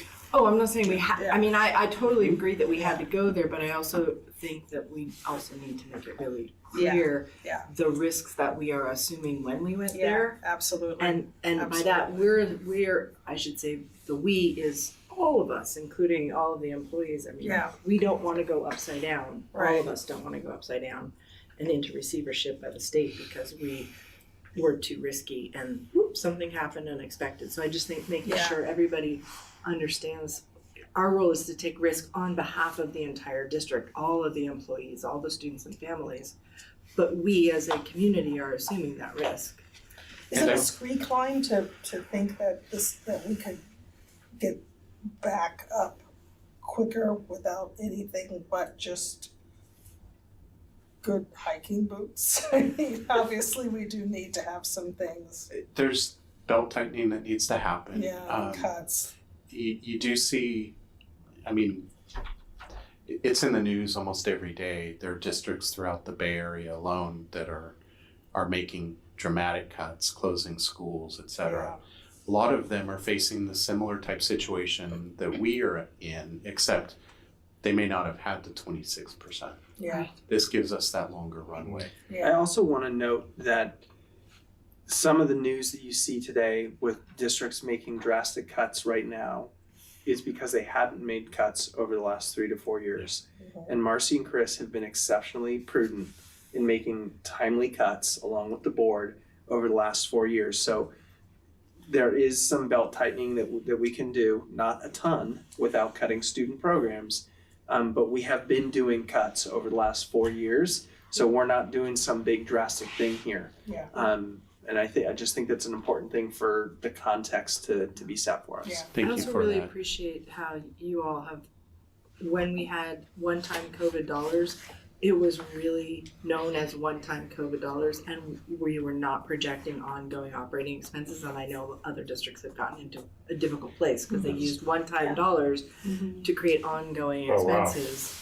And now, and it's just now hitting them that like all those dollars are gone, but they created these ongoing expenses that they're now having to cut. Those programs So you guys literally- did a great job at really acknowledging these are one-time dollars and using them just for those kinds of things. So we're in a good position because of that. Thank you. Those programs did end literally this year, like September. So that is actually one of the biggest issues you're seeing.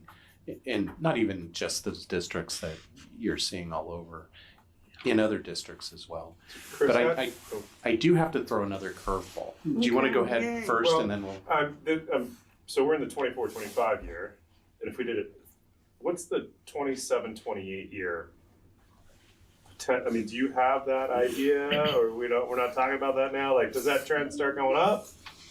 It's still tight, and that is what you will see at the beginning of June.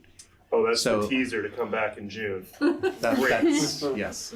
The cliffhanger, the cliffhanger. The cliffhanger. And the reason I season say one. that is That's because in June we actually have our estimated actuals and our adopted budget for next year.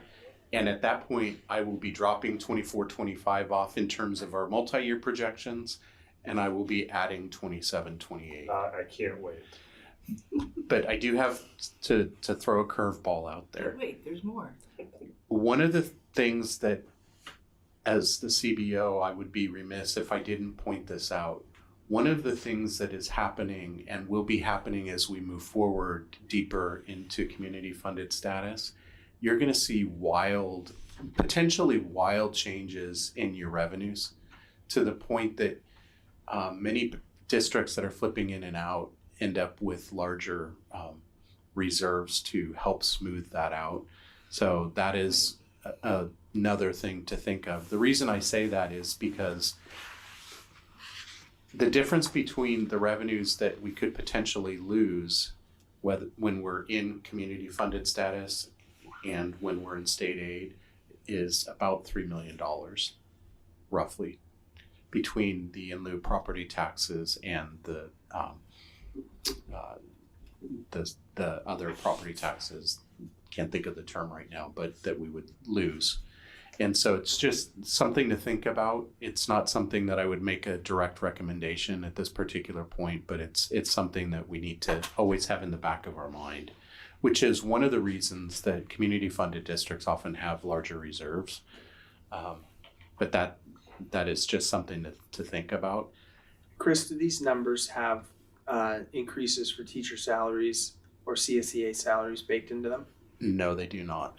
The only thing they have are what are called step and column costs. And so step and column costs, people, when they're on a salary schedule, they get an automatic pay increase. And let me go back. You get an automatic pay increase based upon your years of service potentially. If you're maxed out, you would stay at the same spot, but you would move on the salary schedule and get an automatic pay increase.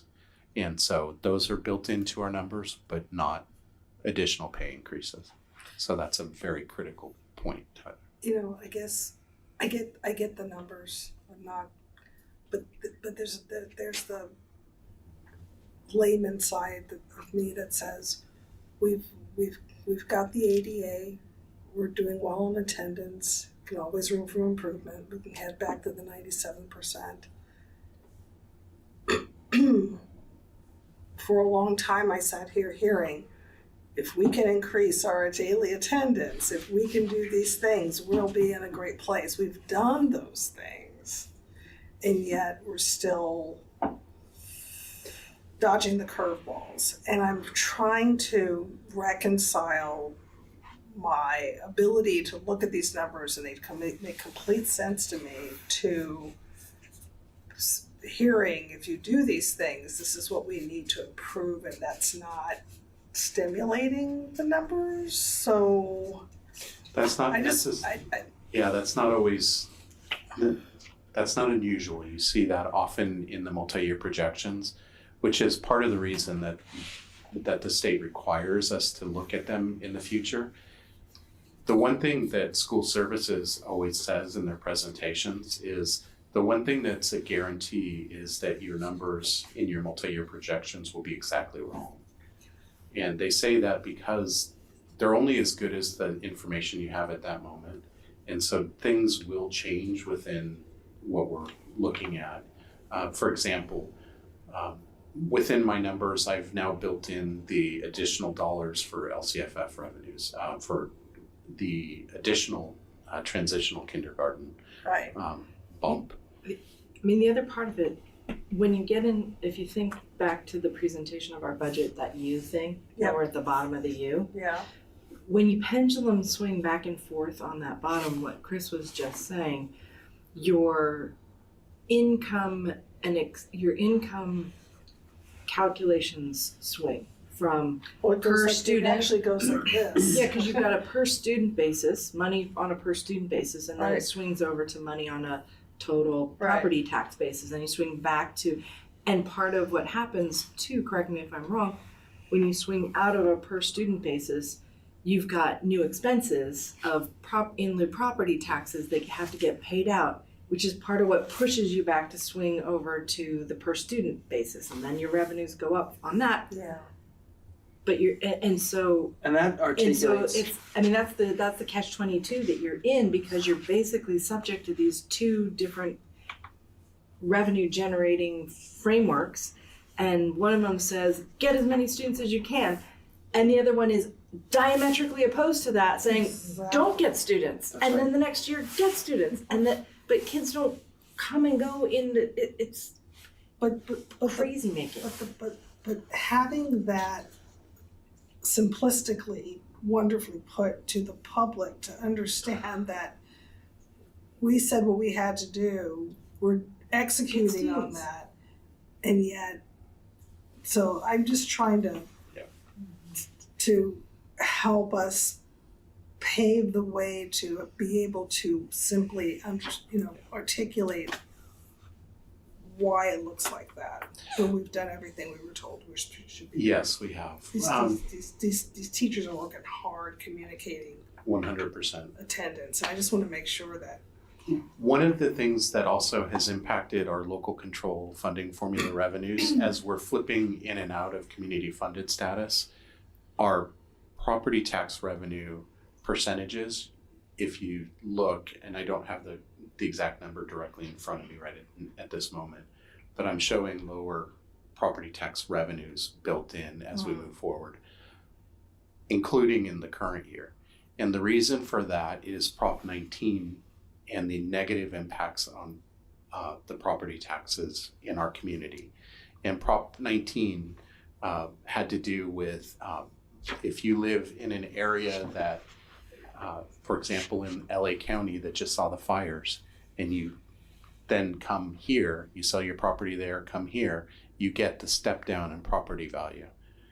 So you can keep your property tax value from LA County potentially when you move into Marin County. That could have a negative and does and has had a negative impact upon Ross Valley as well as every other community funded district in our county.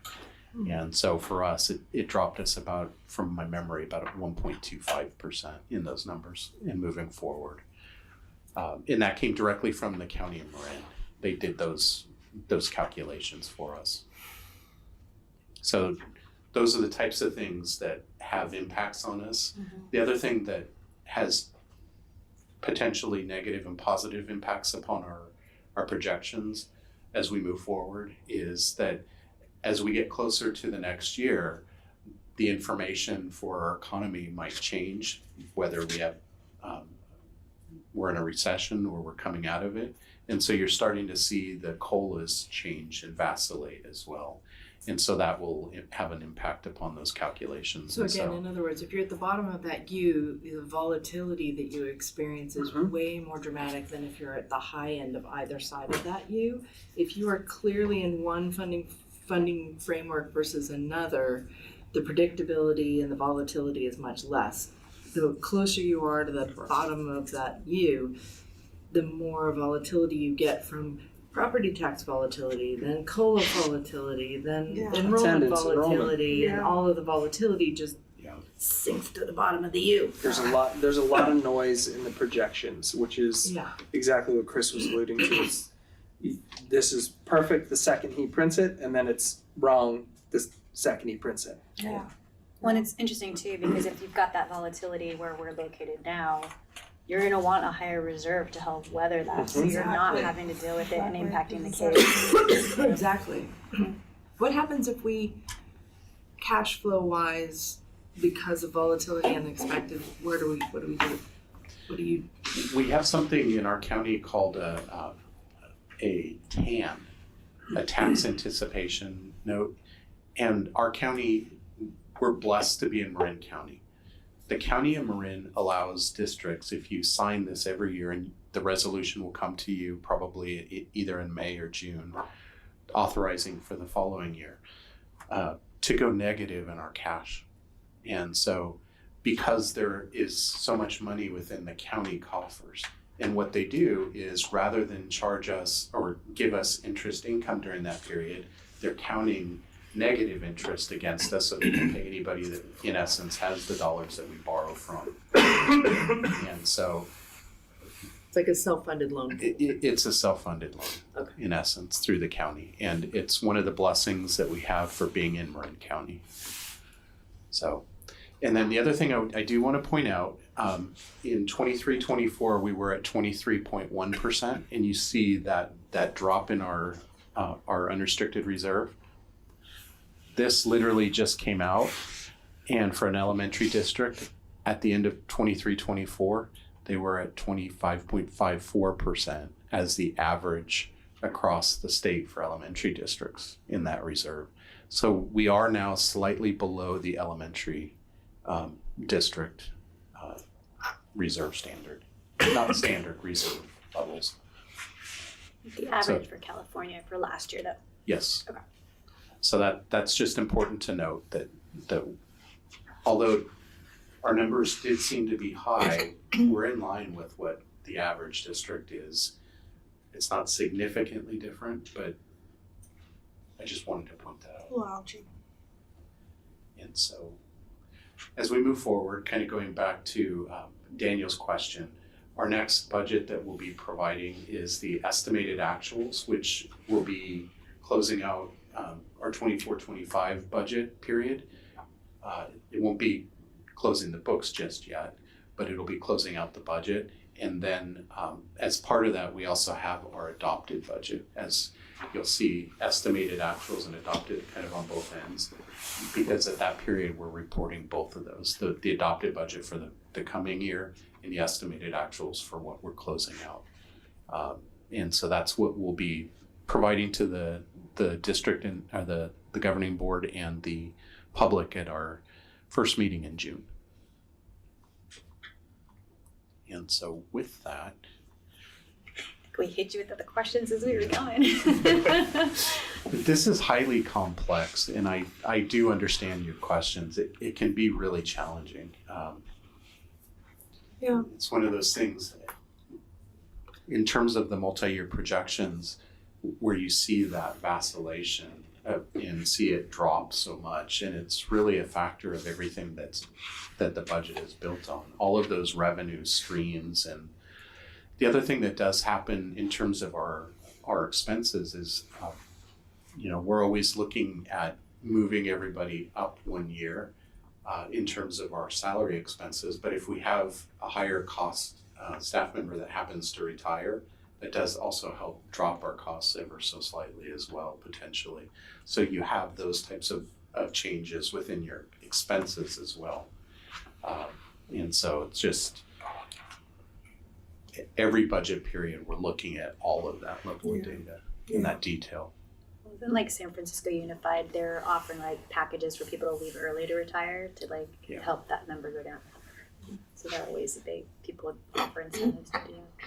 Interesting. Okay. To your point, Tyler, earlier in terms of running lean and mean and really being thoughtful, I mean, I think that also goes to all of the number of variables and the due diligence done by our business services office of looking at all of these and really being able to make, like, yes, there are lots of variables and volatility, but the projections have taken into so many different elements that has really helped our district be able to plan effectively and operate effectively. So I know that you have, this is complicated and there's even more under the hood that you work with, so thank you. Any more questions? You good? There's no public here for comment. I'll bring it back to us for discussion and vote. Any discussion? Vote to accept? Approve it. Approve. Yeah. I don't know if we have any discussion. Ask lots of questions. No, we did a good job along the way. Yeah. I mean, it's frustrating just the way that the whole system is kind of missing some pieces to make things a little bit more fair, I guess. And having two different financial models for school districts, where some schools get stuck in this you're neither fish nor fowl kind of place and you're flipping back and forth, is just kind of a crazy way to have a state education funding system. Yeah, it's interesting. All right. There's no further comments from us. All right. I'll entertain a motion on it. So I'll recommend we approve the second interim budget report. Yeah, I'll second. Great. Daniel. Aye. Chris. Aye. Shelley. Aye. Rachel. Aye. Chris, thank you. Thank you, I know Chris. it's a lot of work. It's a huge document, and you have to do it all the time, all year. So thank you. Our next item is RVSD Home to School Transportation Reimbursement Plan for 2024-25. And this is me again. This is kind of a perfunctory type of thing now as we move forward. It's just required in order for us to get our additional funding for transportation. And we do have to provide information in terms of the types of programs that are available for our transportation for students that are out there. And so we do talk about all of that. And so this evening is just that we're providing the report to you. And in the past, we did have to actually accept the plan. There's really nothing to accept any longer other than just provide it. All right. So let's make sure that the board gets to see, hey, look, we're doing all the stuff. Yeah. Do we have any questions for Chris on this one? Well, I appreciate your due diligence making sure kids are getting to school, so thank you for that. No public here for public comment. Do you have any further discussion up here? No? All right, so I will move us along. Our next item is the Learner Tour update. Great, that's me. All right, so this is kind of the cherry on the top of the Learning Tour. I know I've come to the board a handful of times this year to talk about the Learning Tour and give updates about the process and what I'm hearing. And this is kind of my analysis of where the school district is. So excited to bring this to you today.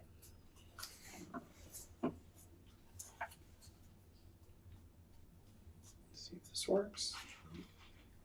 Great. So in essence, this district is in a fantastic place. That's not to say there aren't some issues, and I'll highlight a couple of the issues that we need to attack. We are addressing as we speak, but really my vision for the district is that we focus on rigorous academics, teacher retention, the wonderful art and music programming that we have, having a balanced budget, supportive professional development. There's a lot of really good things going on. Most of this is about maintaining what we're already doing and doing some polishing of some things that might need some work. So, we've got some rising test scores that were almost at pre-pandemic levels or right there. We've got increasing enrollment, and we have a fantastic strategic plan. So really just sticking to that plan is really important. So the agenda for tonight is I'm going to cover 6 different buckets based on my learning tour. These are kind of where the findings shook out.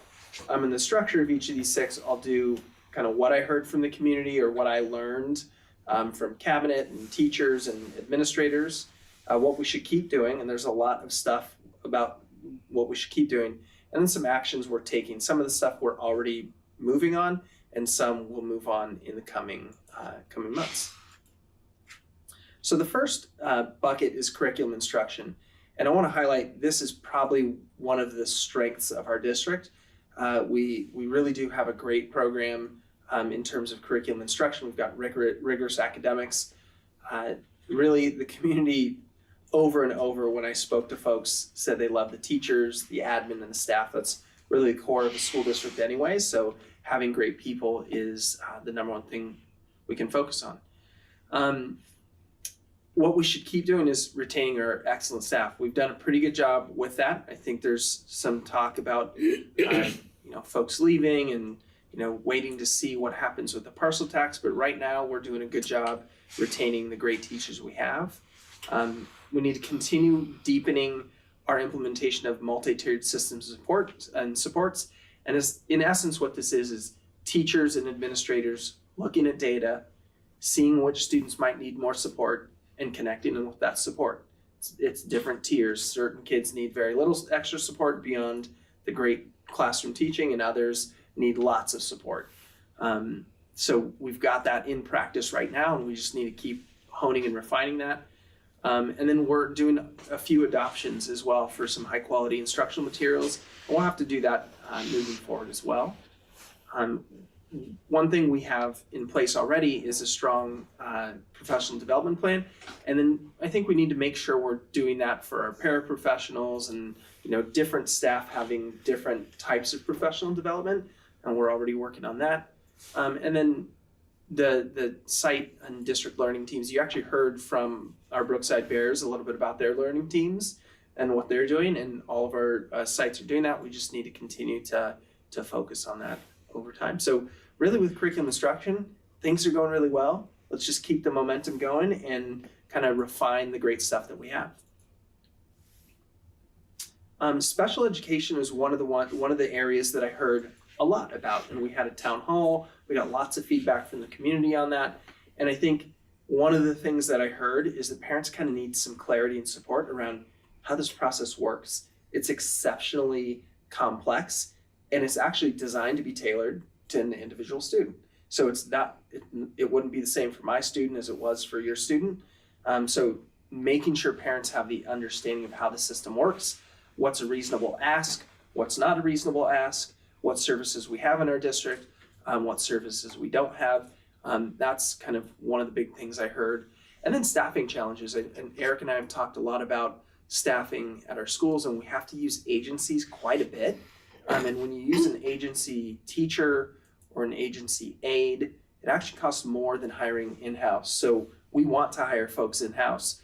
But if our salary schedules are really low, it's hard to recruit and retain. So this kind of folds into the need to pay our teachers a living wage. What we should keep doing, hiring and retaining great special educators. Eric is a huge champion of our special education team. He's always touting how great we have, what great teachers we have. And I agree with that. We have some fantastic teachers in our district. And then kind of actions we're taking, and I'll send a message out to the community on Monday that'll capture some of this. We're going to have a review of our special education programs, which is going to look at staffing, programmatic needs, professional development, systems and structures to support our students. That'll happen in the fall of next year. We're going to develop a vision for what inclusive education looks like in our district. Each district can have it a little bit different, but we're going to actually have a special ed advisory committee that works directly on developing that vision for inclusive education. And then we need to identify systems or structures that might need to be adjusted. And that one's going to be a little bit trickier, one that might take some time. But overall, this would probably, in my estimation, one of the areas that was kind of the community and staff pushed me towards, like, hey, pay attention to this area, because this is an area that we need some more attention on. And that's not an indictment of staff at all. It's a complex web of supports, and we're a small school district, so how do we make sure our web of supports fits our students? Okay, the next one is our equity work, and I would say this is another strength of our district, and there's certainly some areas that we can improve here, but a couple of things that I heard during the listening tour around equity work was there were times where parents felt unheard, and whether that was on our DEI community committee at the district level or different folks at the site level, and making sure we're being good listeners. I think that's something that's really important as leaders in this community, is to listen to the folks that we serve. And another thing that I continue to hear, and this is not just a Ross Valley School District issue, but it's an issue across the country really, is a lack of clarity about what diversity, equity, and inclusion looks like.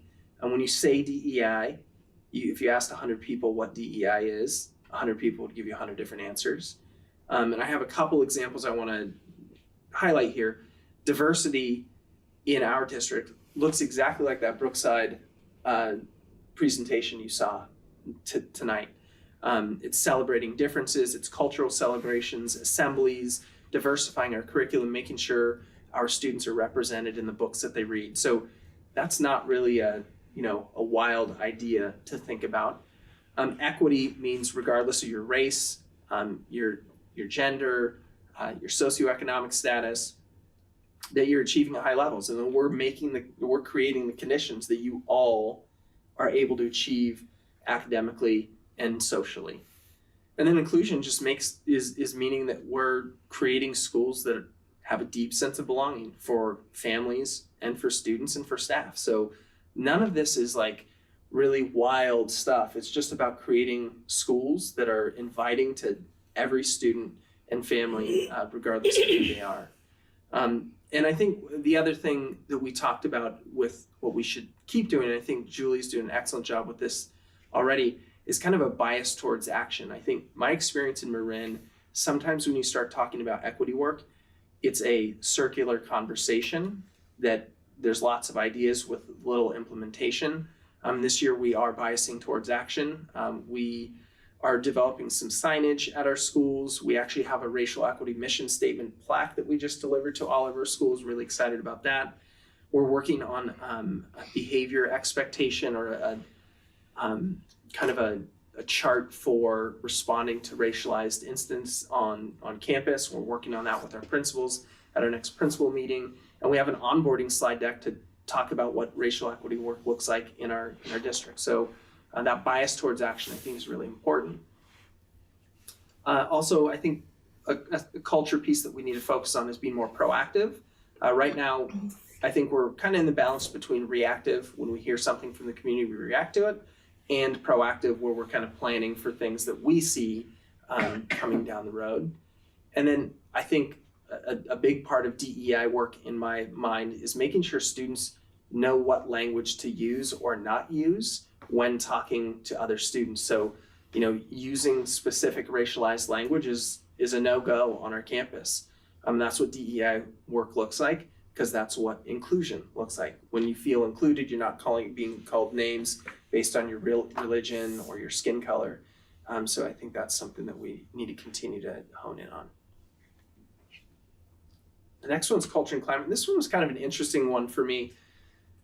Culture and climate is like something, if you grab it, kind of seeps through your fingers anyways. It's not easily tangible.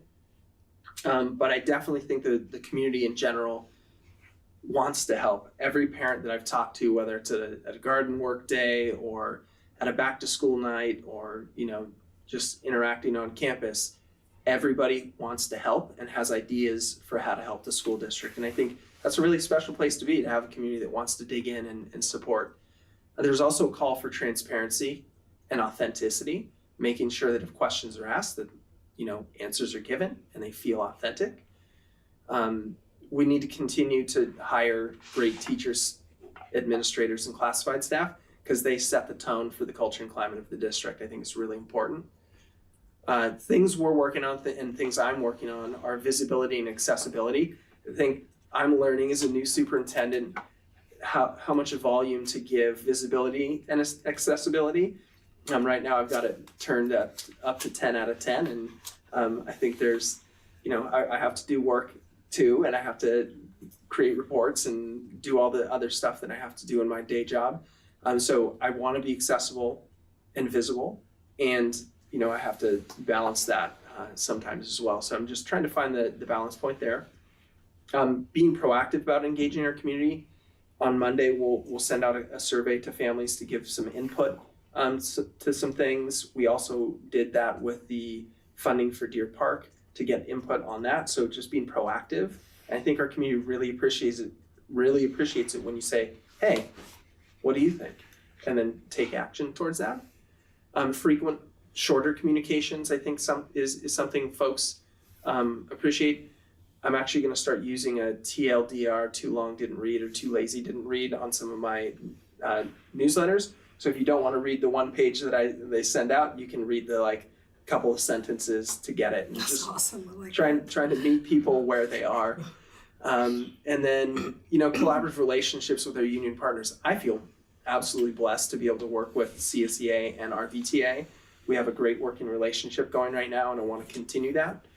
So I think culture and climate was one that was interesting, and it wasn't either good or bad, but I think we're seeing some shifts with it, and I'm really proud of that. And everyone on staff has been really digging in on that, and you, the board, has too. School facilities, I would say, is kind of one of the other areas that was kind of more on the Delta side, more on the negative side. I think we need some support for some of there's a picture of the Brookside building right there on the top of this slide deck, and that's like a highlight. It's a beautiful part of our buildings. But if you're on Brookside campus, you might also hit your head on one of the low roofs, or you can see kids jumping up on a fence to get on the roof. So there's all kinds of facilities needs that we have, and Brookside, I'm picking on Brookside here, but every one of our 5 campuses needs love. Some of them are safety needs. For Wade Thomas, we need to start putting more fencing around Wade Thomas. I think there's about 5 or 6 different entry points at the Wade Thomas campus. That's hard to, make sure who's coming and going when it's like that. I want to give a ton of credit to Chris and Des and the whole M&O team. They're really good, and they set a culture in the department to fix things for the long term. It's easy to go in and fix something, make it quick, and move on to the next thing, and then it breaks again in 2 years. But they're really doing a good job of fixing things for the long term. And that's going to save us some money as well, which I think is really great. We have a good plan for staying on top of regular field maintenance. And Chris and I are actually going to talk to the town of San Anselmo coming up to see if there's other solutions we can look to make sure our fields look really good for our community. And yeah, that's just something I think we need to keep doing. We need to start generating income from our facilities use agreements. Chris and I talked about this with Teresa today. Right now, most people that are using our fields aren't paying much, if anything, and we need to start charging them so we can use that funding to actually maintain our fields. You can't have high quality fields for free. So if you want high quality fields, we're going to have to charge a little bit to make sure we're keeping them high quality. And right now we're in this space where we're not charging, but we can't really maintain because we don't have that much funding for it either. Tyler, are the other schools struggling with keeping dogs off the campus? I know Brookside is a big dog park in the afternoon, so other schools are dealing with that as well. All 5 of our campuses. And I think this is an interesting thing. I go up to Bend, Oregon often, and when I'm around town in Bend, I look at the schools. You cannot step foot on a campus anytime, ever. So there are 2-acre grass lots that are empty on a Saturday and Sunday. and there's not a single dog on any of them. On the flip side, in San Francisco, when I'm walking around town in San Francisco, they actually proactively open the doors to campus, so it's like a park area for the folks that live around. Not every school in San Francisco Unified does that, but the one that I ran did, which basically provided a park for the folks that lived around there. So this is kind of I don't know the answer here, and it would probably be pretty contentious, but the use of our fields as parks and dog parks is contributing to the quality of our fields. There's no doubt. Right. Great. And then I just want to mention that, some of this stuff is easy to maintain, stuff that we can use routine restricted maintenance funding on. Other stuff is much more significant. Replacing roofs starts to get really spendy. Something like replacing the sewer system under Wade Thomas, which isn't exciting, and it's very expensive, and it needs to get done. So there's some stuff that we may down the road need to consider a bond. Obviously not anytime soon, but there's a conversation that needs to happen at some point. If we want facilities that match the quality of the education, we're going to have to do something about that. And then this would be another area that I think was maybe the biggest area of concern when I walked in the door. And I think we've got a good plan moving forward. We've got a couple of plans moving forward. But the resounding thing that I heard from the mountaintops of Marin was Ross Valley School District needs to pay its teachers and staff better. There's no doubt about that. I heard that in the board meetings over the last 2 years. And when I dug in with the Budget Advisory Committee and with Chris and a number of other folks, it became really clear to me that it's a revenue problem, not a spending problem. And I think this is something I want to really put a pin in, is that we are a lean, efficient school district. And if you think about it from a business perspective, lean and efficient is good. We should give ourselves credit for that. Pat on the back. Yay, we're doing good. However, when you run an organization that starts to get too lean, the quality of your product starts to go down. We are on that precipice right now. And I think I want folks to understand that if we get leaner, the product goes down. And I think, we should give ourselves a lot of credit for being lean, but it can't go too much farther without us having it impact students. And that's kind of where we're at right now. So I would encourage us to continue to run a tight budget. I think Chris has done a great job, and I give a ton of kudos to Marcy, because Marcy was very fiscally prudent and deserves a ton of credit for putting our district in this position. And then we need to continue to raise awareness and have transparency around the budget. I would give ourselves some kudos for that. I know I've pushed Chris really hard with this one, and Chris has helped me learn about the budget. And together we've kind of done a lot of roadshow action this year, which I think has been good. Actions we're taking, May 6th, we have a ballot measure on the ballot for folks in the Ross Valley to vote for a parcel tax or against a parcel tax. It's their option, but that would allow us to start, that's kind of our plan A for addressing some of these issues. Our plan B is to start making or continue making cuts and make deeper cuts to student programs and pause raises for staff. That's kind of plan B. And then we need to find the balance between efficiency and effectiveness. I think that if I kind of had a dream scenario where we're not quite running such an efficient business and we're focusing more on the quality of our product and maybe spending some more money to get the quality product, there's a few things we've kind of tossed around. We have a lean, mean maintenance and operations team. We need more folks on that team. Not a ton of folks, but if we had one more person on that team, it'd really make a difference in the look of our buildings, the quality of our fields. I would also think about hiring a community liaison, someone who speaks Spanish and can engage with our Spanish-speaking families proactively. I think that would help the quality of our product. I'd have more intervention teachers. So one thing that we've seen, especially at Manor, with high-quality intervention teachers, you're seeing an increase in test scores for our low-income and Latino and EL multilingual learner students. I'd like to apply more of that to more of our schools to help any of our struggling students. Julie and I were talking earlier this week. We have, I think, 12 hours of library service at each of our schools. 12 hours is not a lot, given the number of hours kids are on campus, so having more access to the library would be great.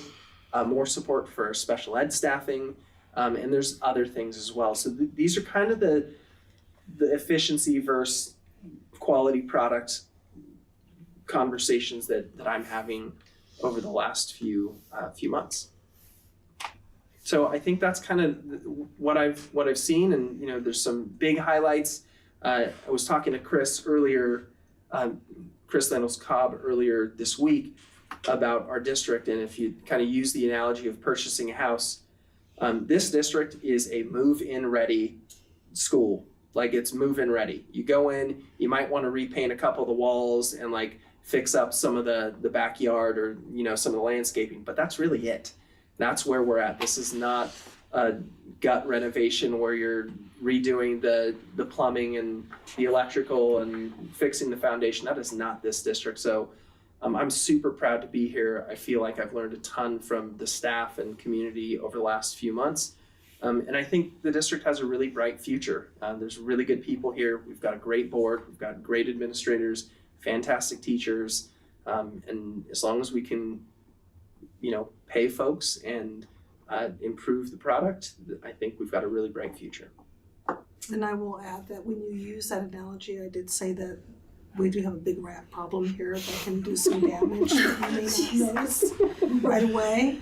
And it sneaks up on you when your electrical goes out. So optimistic. And not wrong. But yeah, I think the scaffolding on everything we're doing is great. And I just wanted to go back to the equity work that we're doing. I think at some point you have to say, we've done all this work, and I feel like it's like a marriage. You work, and then you coast, and you're like, look what we're doing. And then you have to work, and I feel like right now we've done all this work, and to see these kids in front of us, it's like now it's kind of like, look, it's just this natural progression and almost symbiotic thing that's happening organically, right? And we built really good scaffolding with that. And I just wanted to point that out. Julia, you've just been an amazing, leader and partner in all of this, and really appreciate it. It's been one heck of a journey. And I'm really glad that something like even tonight, we're just looking at this. Wouldn't have seen that 5 or 6 years ago, right? Yeah, it's good. I have a question and a quandary. If you go back to the finance slide. Finance. A little more finance. I'm sorry, facilities, the other app.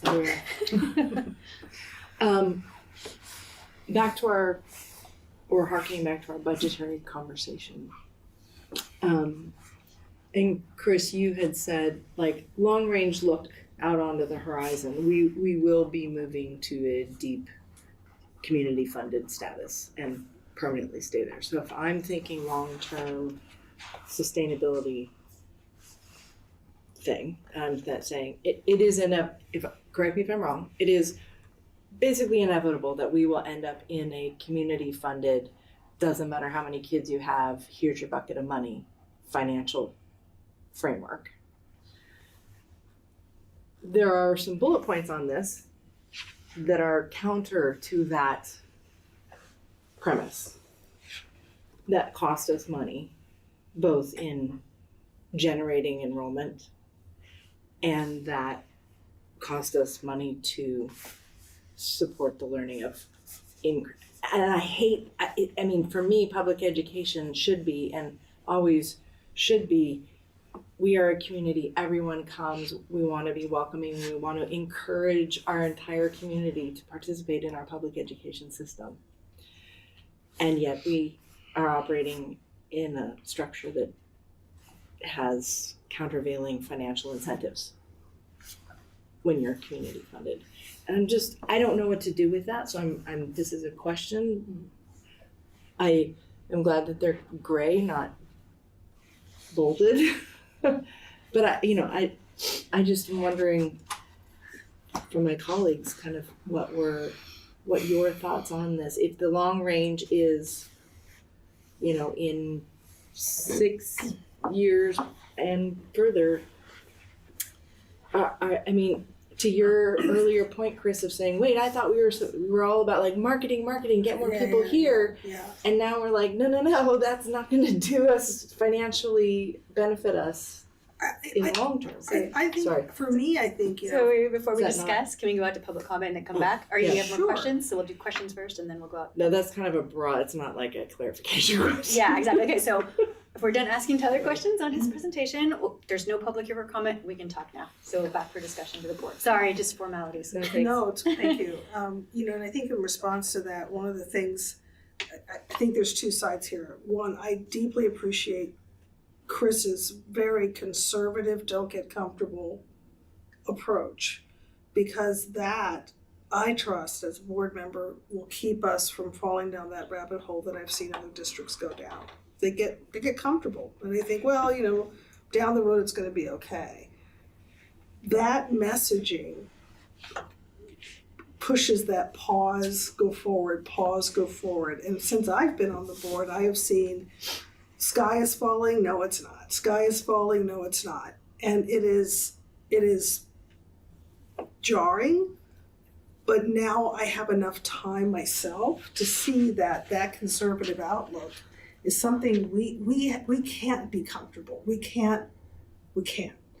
And so, we have to do the things that we have to do. If we're told, okay, now you got to sit up straight in order for us to, I'll sit up straight.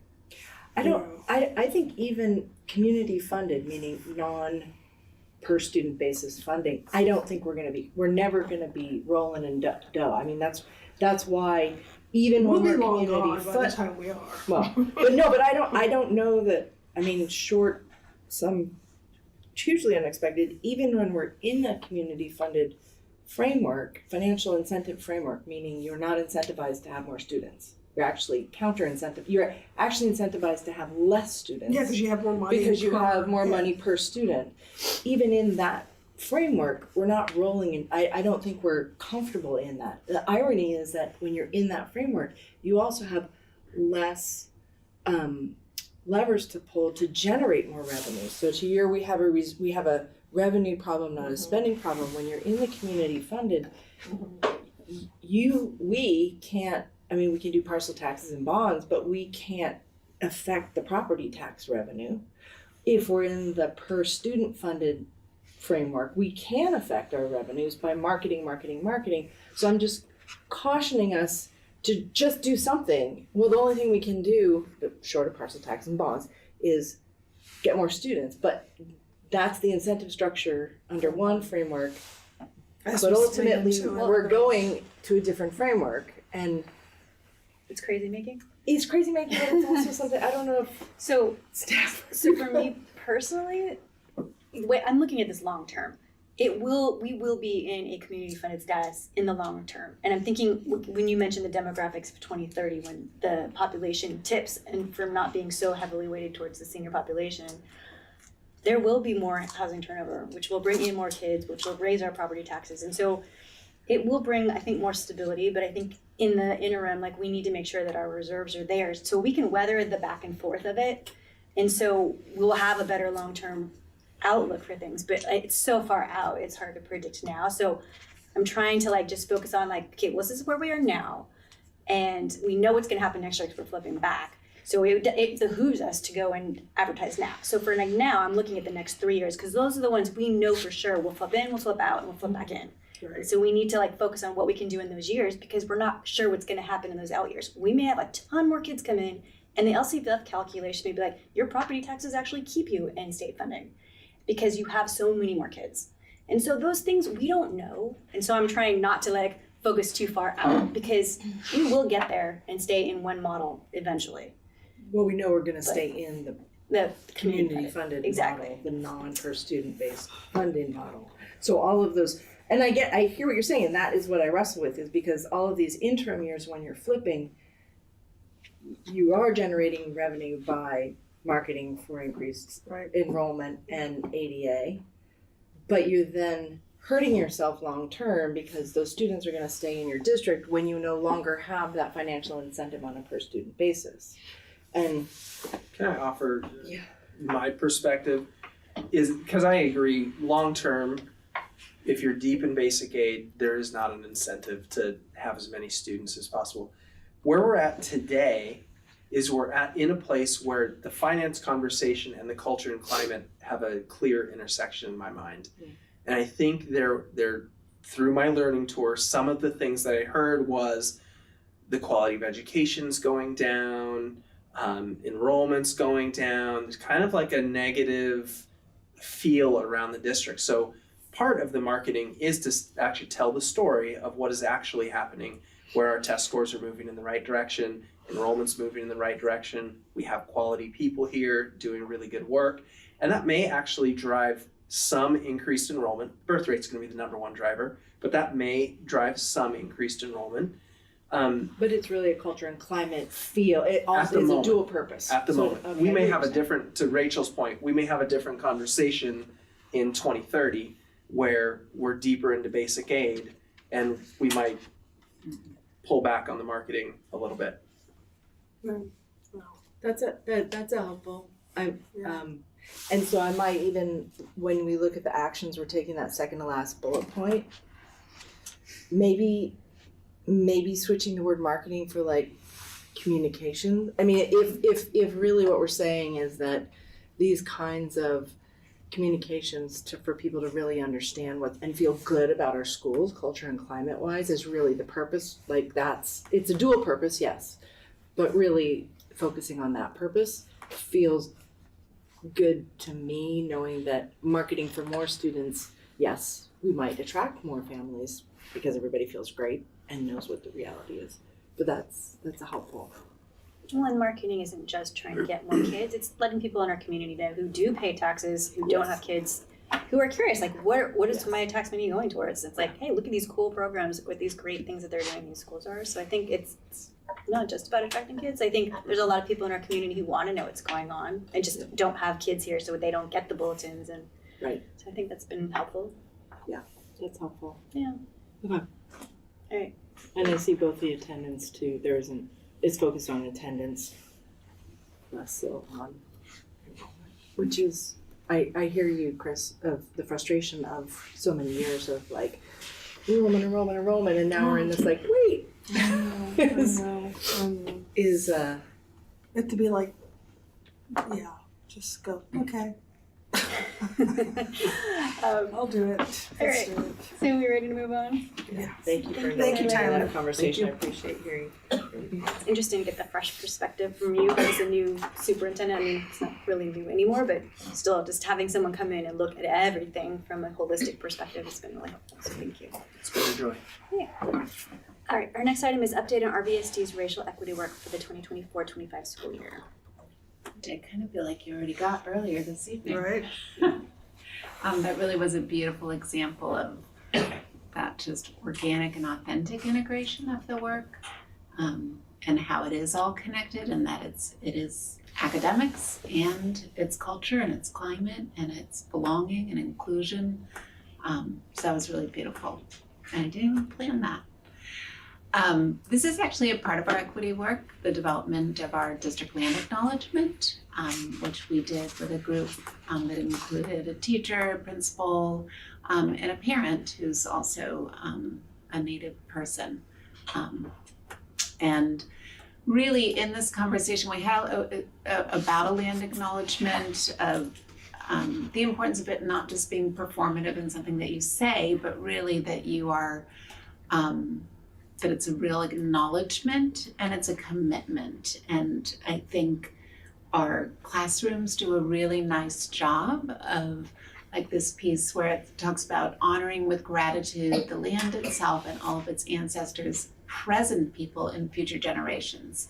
I I think when many of us were kids and we talked about Native people, we thought about them as a thing from the past, which is obviously not the way that we need to be thinking. So that was a really nice piece of work. And our schools work on creating their own land acknowledgements. Students do it often in their third grade classroom.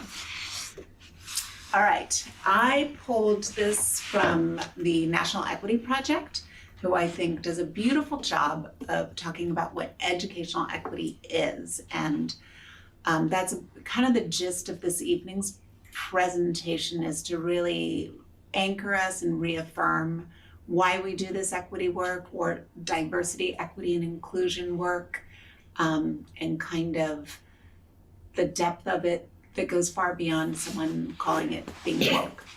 Calling what? Being woke. There's a lot that goes on. So educational equity means each child receives what they need to develop to their full academic and social potential.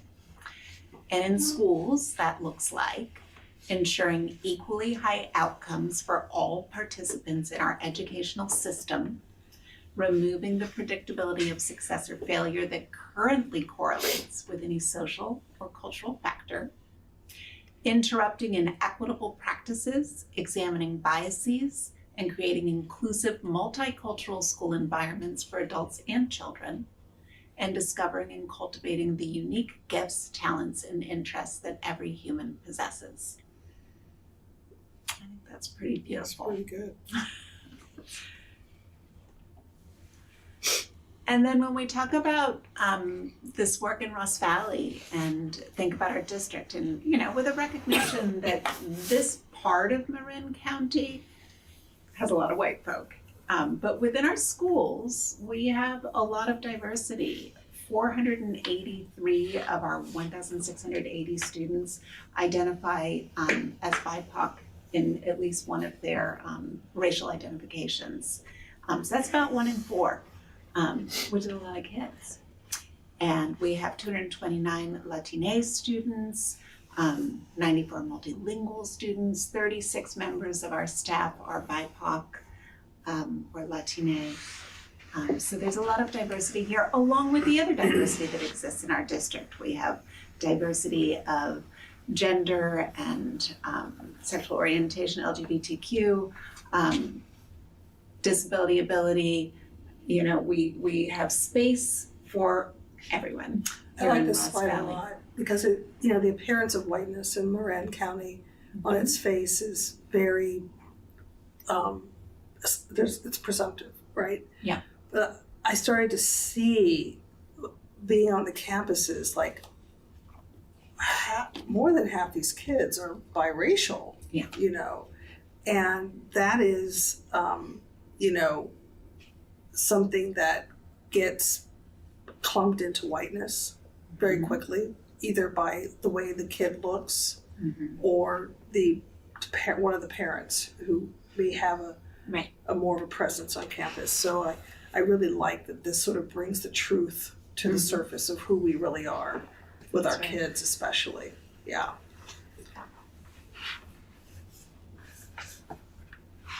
And then we've had, the multilingual, is that long-term? Is that that's all of our multilingual students. So whether that would they've be been inclusive reclassified of or all. not? Yes. Would be the ever EL. Yes. Yep. Okay. No, actually, I think that's current EL.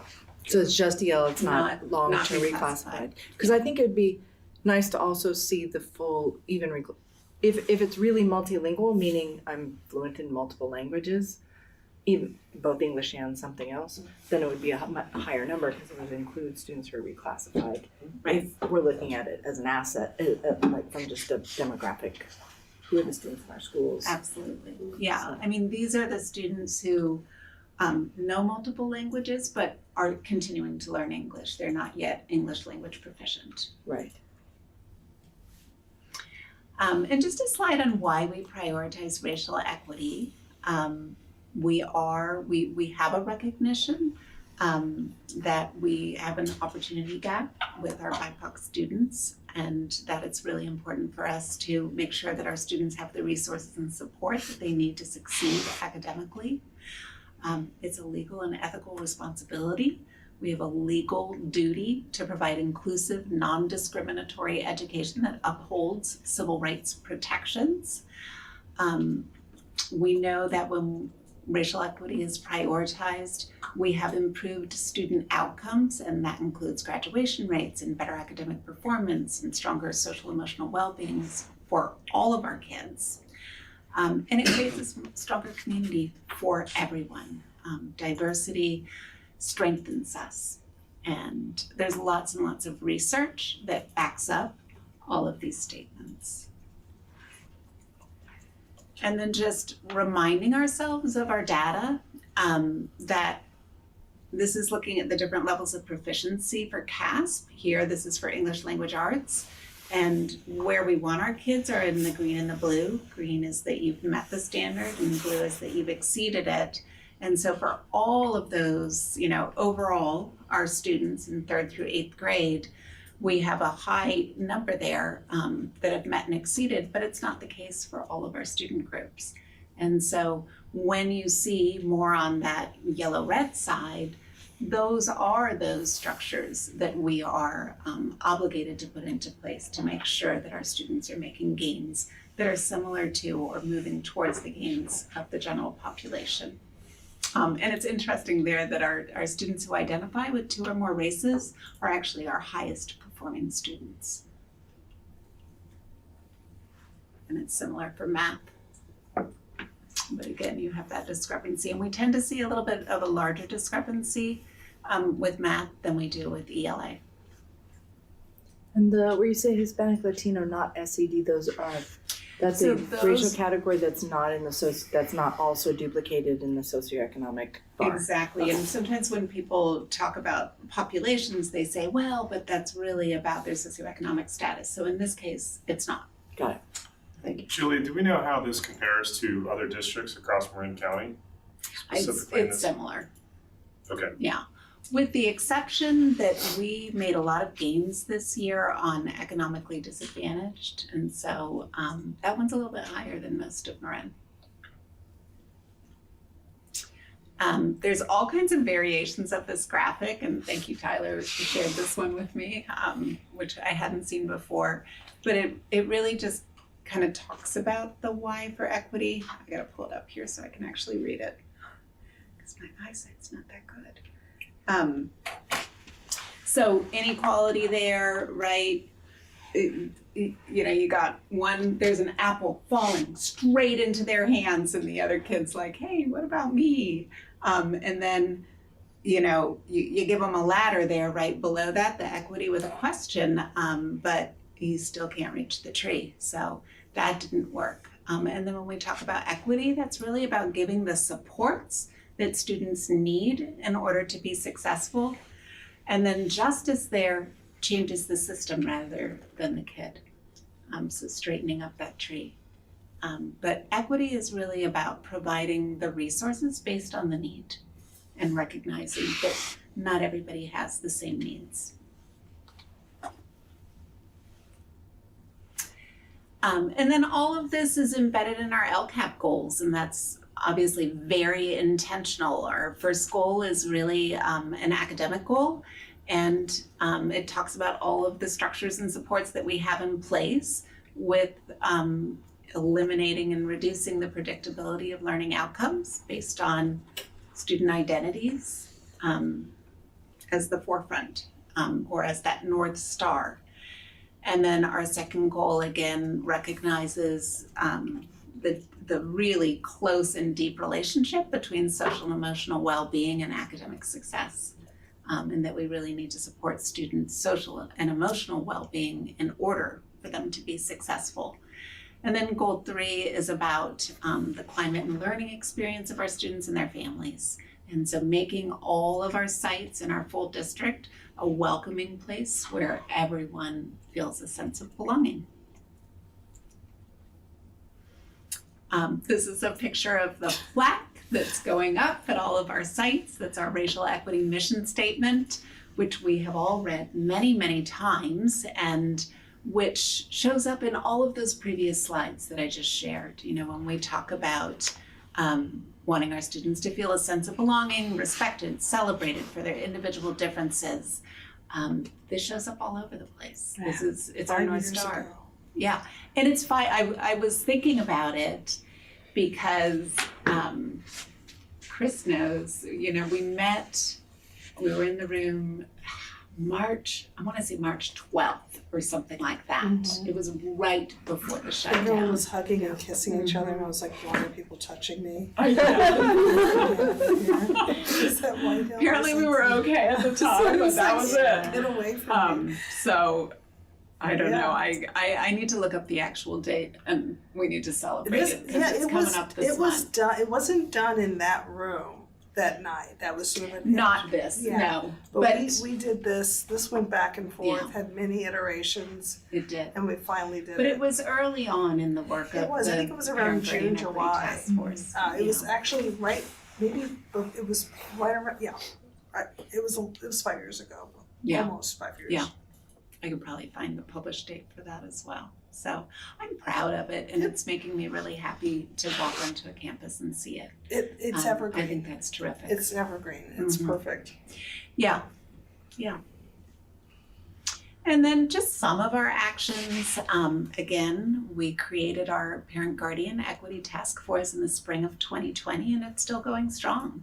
And it is a group that has really been a catalyst for so many actions. It hasn't been easy, but it's been really powerful. And then the development of our Racial Equity Action Plan, which is updated annually. Our students are engaged in this work through the SLAM program at White Hill, and that's a program for BIPOC students and white allies. There's actually a lot more white allies in that group than there are BIPOC students, but that's been really a powerful group as well. We've been working really hard on making sure that from kindergarten through 8th grade, we teach history through multiple perspectives. And really looking at diverse representation in our curriculum. As you know, right now we're piloting elementary ELA programs, and when our teachers came together to create a lens to help us determine the best program for our district, their deal breaker was that it needed to be culturally responsive and culturally aware, that our youngest kids are going to have materials in front of them that remind them all the kinds of people that we have and that are a part of our community. We have a racial equity board policy now that is in play. And we've done some really terrific parent education, most recently with Dr. Lori Watson.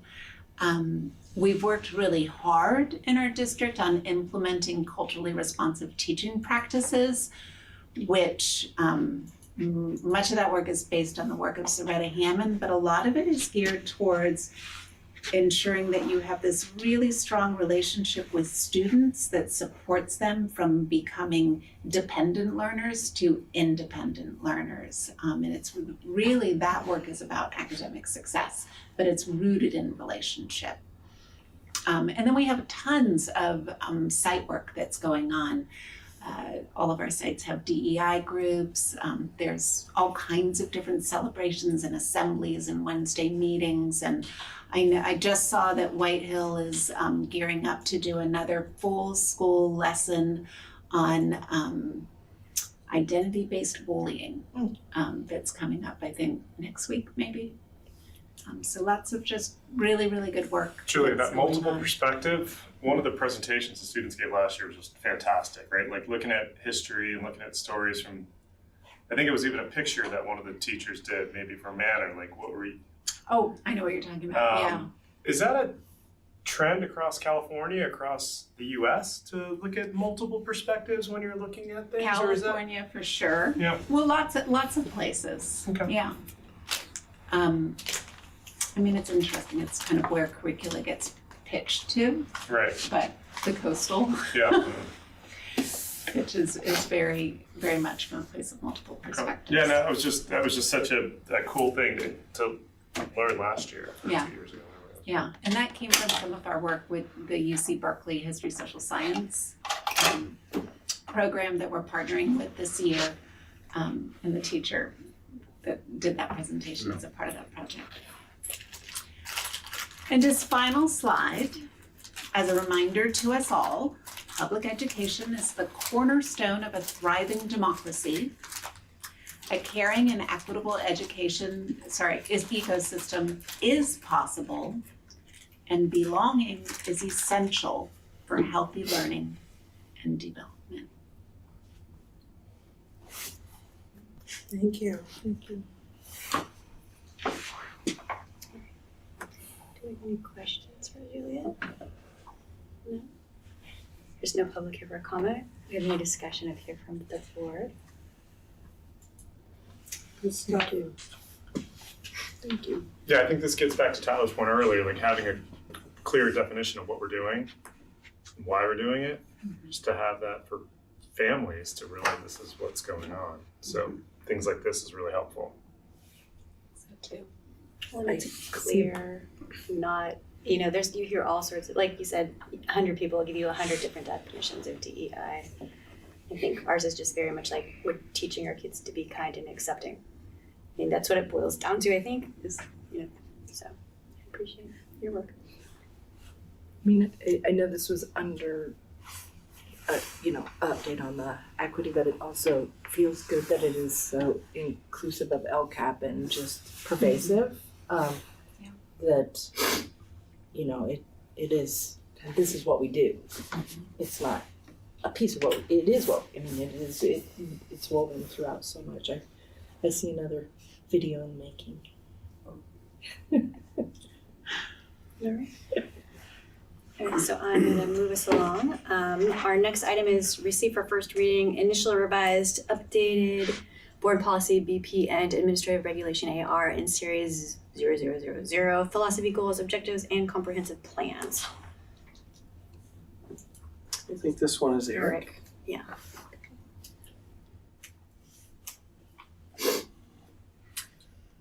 Any quick comments desired? That it's this one's pretty simple. Our school accountability report cards are just kind of like the quick hitter summary of our staffing, our facilities. We approve those, by February 1st every year. And so this is just basically saying that we have to include a little bit more information, and we outsource with a third-party agency that, or vendor that basically builds it online, and we just go in and fill out the required parts. So it's pretty straightforward, and Chris, Julie, and I, and the principals all collaborate on that every year to make sure that it's all filled out with all the proper information. And then there's some sections that the CDE provides in terms of teacher credentialing and stuff that we don't have to worry about. Great. So. This is a first reading, so we get to see all the changes and edits that have come from the last version, and then it comes back to us at our next meeting and we approve it. Okay. It'll be on consent in the next meeting, and if you have any feedback or adjustments you'd like, you've got between now and the next meeting to give it to us, and we can adjust that and bring it on consent. And then I almost have a heart attack. I saw 105 minutes when I first went through the agenda, and I went, no. But yeah. I'm going to read through every SAR. Yes. I was like, oh my God. Oh gosh. All right. Do we have any questions for Eric here? I don't. No. Okay. We have no public comment. Pre-comment. Any discussion on the board here? All right. We just have discussion information, so I'll move on to our next item, which is receive for first reading of revised updated board policy, BP, and administrative regulations, AR, in Series 5000 students. Looks like this is Eric. Mm-hmm. Yeah, this one is around bullying, BP and AR, suspension, expulsion, due process, and again, just update some are recommendations that I think are pretty much best practice, things we're doing already, like Surgeon General guidance, expand the responsibilities of staff as role models for students. I mean, so, and then other things that are more of the, required components, again, like in the case of expulsion, or making sure the student has their due process. And it's a reminder that districts can't use disruption as grounds to suspend on its own. Or things like poor attendance. You can't double dip in the punishment and say, we're gonna suspend you because your attendance is poor, things like that. So it's really great, I think just in terms of, making sure we're all up to speed. We of course recently had an expulsion procedure, and so just having the policy map that for us is why it's there. And obviously, as things change at a federal level or a state level, these come to us as updates. Sure, and I mean, the can't suspend a student based on K alone. I mean, that change happened, 6, 7 years ago. So used to be able to say, oh, you've been so disruptive, we're gonna send you home based on 48,900 K, and now we can't do that. So this guides us and makes sure that when we're implementing any kind of discipline or restorative practice or expulsion procedure, we're doing so in a way that's abiding the law. So, yeah. Any more questions? All right, no public here for comment. Any questions or discussion on the board, I guess? You're just seeing it in practice. And you're, confident that we have the right procedures in place, so it's a no-brainer. Great. Our next one is receive for first reading and recommend adoption of revised board bylaw BB in Series 9000 board bylaws. Yeah, so this one, the main update here is around public comments for board members representing the board. Typically, if one of you was to make a comment for the board, it would be the board president. However, you all can speak for the board. And the clarity here is about distinguishing when you're talking from your own personal perspective and when you're representing the board, both in public and particularly online. This came out of some litigation down in Southern California where board members were posting online their own personal beliefs, and it was unclear to the reader whether it was a representation of the board's belief or the individual board member's belief. So this is just calling the board to be clear, particularly when posting online, whether you're representing yourself or the board at large. Have any questions? Do we all have disclaimers at the bottom of our email? I know I added that a number of years ago. It's obnoxiously lengthy, but it is a disclaimer to this effect, and then there's also a confidentiality notice, but I don't know if we all have them. For your trustee? For my trustee email. It just says, unless otherwise noted, the opinion expressed herein are solely my own and do not represent the views or opinions of Ross Valley School District, staff, board trustees, or other organizations. It was a lawyer, I think I got it from. It was during Deer Park, right? No, this was, I don't remember, Shouldn't we all have that?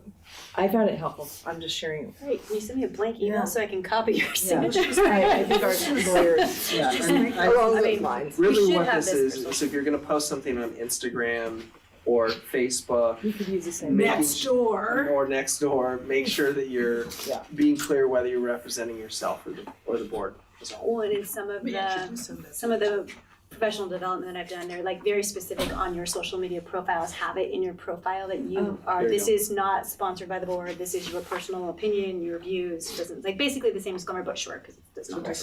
Do you have to have it on every post or just No, you just can have it on your profile. Okay. And sometimes if somebody asks, I'm very, very upfront about it when I'm on my social media pages. So. So you're saying I can't speak on behalf of all of you guys? Unless otherwise give you duly permission to. noted. Unless If Rachel gives you permission. authorize you. We all agree, like, okay, Daniel's talking here. Never a good idea. All right. Okay. So. Yeah, send that Even so all of us. You can- probably have it if I've ever sent you an email. Probably. All right, there's no public here for comment. We've got our discussion here. All right, we're ready to move on? Okay. Next item is consent actions. So unless somebody would like to pull one of these out or discuss any of them individually, I do want to say thank you to whoever's donating us musical instruments. Stephanie Berner. So thank you, Stephanie. I wanted to note that because the support for our music programs is always very welcome to me. And I will also say that Gold Rush is the highlight of 4th grade. And to prove that is just not even a question. They just love it. All right, so anyone else comment on this? There's no one here for comment in the public. I'll entertain a motion on the consent actions. I will make a motion to approve by one motion to approve all the consent actions 1 through 4. Great. On the agenda. Do I have a second? I second it. Great. Chris? Aye. Daniel? Aye. Shelley? Aye. Rachel? Aye. Board business. We have committee updates and reports and announcements by trustees. Next weekend, the 3rd, 4th, and 5th graders at Brookside are going to be putting on Shrek the Musical. If you have not gotten your tickets yet, I highly recommend that you go and buy tickets. It is selling out. And the kids are just ready, and it's adorable. And if you haven't seen a Yes production, it is a treat beyond a treat. Really exemplifies how we all come together and make this magic happen. So that's my 2 cents. Are you talking about the play, Chris? White Hill's coming up. They're doing Legally Blonde in 2 or 3 weeks. Yes. That's going to be Yes, awesome they too. are. Not that everybody's listening to us live stream, but if anybody's listening, go to that in White Hill. Yep. That's going to be a good one. Definitely. I don't think the tickets for Legally Blonde are out yet. And March No. 16th, I saw Okay. on the Yes. Okay. They are for Shrek, aren't they? Mm-hmm. Yeah. Oh, yeah. Yes, you can buy They're tickets Shrek. on the Yes website. Yep. Do you want to do the update of our ledge day or? Oh yeah, Shelley and I took the party bus to Sacramento last Wednesday. Thank you. Departed at 6:30 a.m. Met with Senator Mike McGuire, David Connolly, a whole bunch of other policy advocates. It was really another impressive year, very insightful. Probably about 25 people from Marin County were there. Probably more than that. Yeah. I think on the bus. Yeah. Yeah. Probably more. A couple of students, MCOE reps, and then trustees. CBO from Larkspur, Corte Madera, I think was there. It's a great day, and we're back by 6 p.m. So 5 p.m. So if anybody wants to go next year, it's important. It's good to get face time and hear from Mike, hear from Damon, what's going on. Anything super insightful come out of it. I think Keep there was fighting. Yeah, Mike there was a McGuire couple stuff. of questions around kind of what's coming down the pike with nationally and statewide, and the recommendation was don't back down on your values and beliefs. So that was a specific question. It was like, don't back down, and the states. This is what they said last week. This is what they said last week. Okay. Yeah. And they're all on pins, like a directive will come out at 9 a.m. and they don't know what to do, and they have another conversation 3 hours later and it's slightly different. So they're confused at the state level about what's coming from the federal level. So for those that work in this, I can't imagine you guys working in it, but there's a lot of confusion. People don't really know what's true, what's not, what's really happening. So it's just I asked if they had could you share a fact sheet with us on what would happen if we no longer had an education department nationally, and they're like, well, we're not quite sure, and we don't want to get out ahead of ourselves because it hasn't happened yet, but we know we should. We don't want to get caught off guard, but we're not quite sure. So there wasn't any. I was hoping somebody here, take this back to your district. They're in all case- swimming in it, just like everybody's swimming, like nobody knows. Ken from the Legislative Analyst Office spoke, gave his presentation about the dire straits of funding. They're expecting like a $30 billion shortfall next year, and they just kind of keep pushing things back. He said at some point we're going to have to pay for all this, but not this year. So they're pretty much neutral for this year, but things are coming down the road that we're going to have to pay for the debt that California is incurring. And those are the types of things that impact our budget and our Totally. multi-year projections. Totally. Going back to the question. Yeah. But they tend to like project a bazillion dollar deficit and then at the end of the day figure out how to not have a bazillion dollar deficit. Or push it. Or push it off. Yeah. Push it off with some shifting of funds around. But I asked him that because that conference we went to a year and a half ago, Chris, it was last December 2023 in the city, he spoke. I was like, hey, then you said we were going to have a $60 billion deficit. We only have $30 billion now. Like, what gives? Where does that, he's like, yeah, but we still are in a deficit and things are going to have to ultimately work its way out. Yeah. So. Sounds familiar on a bigger scale. Oh, absolutely. Very similar. I'm just saying. The other part of like, hold your ground and don't be naive to think that there aren't consequences coming. Gave a couple of examples of, not education examples, but other examples of state agencies that have already had funding taken away from them because of their DEI. And the examples given as the DEI rationale for not getting funding was like not. It was, we're making sure that people with disabilities have funding or something like that. And then so it was a mix. It was a message of like, stay true to what you believe and also realize that you may have the price if you do. Yeah. You may have some hard things. They talked about the Denver public schools with the transgender bathroom, but they're arguing against for Title IX because they've removed girls' bathroom. Yeah. And so they're arguing on behalf of Title IX that this is not equitable. So it's yeah. All right, so an interesting trip up to Sacramento. It was. Thank you for doing that. Yes, thank you. That's great. It's a really good. Met some new people.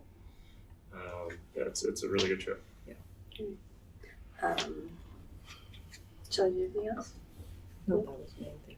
So Chris and I actually did go to the Parent Garden Equity Task Force meeting, which is really interesting. There's like 3 main focal groups where they're trying to do 3 different things. There's like for onboarding and how do you frame everything for a new incoming volunteer, a teacher, anyone who's working with kids.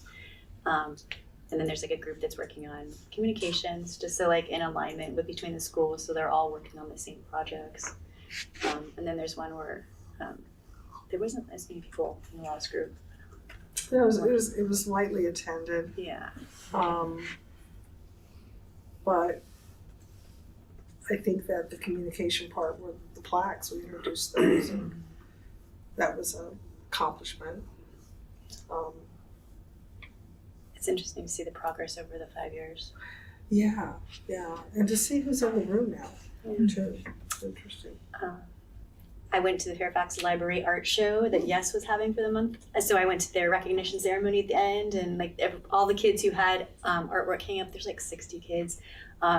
They all got certificates acknowledging them. All 3 of the art teachers were there and signed all their certificates, and they got like little cute little mini art pads for painting and a set of watercolors for every kid. It was really sweet, and the kids were so excited because they were like running around taking pictures in front of their artwork hanging on the wall, and it was something they had never done with the Yes Foundation that I know of, and it was like a perfect way to wrap that up.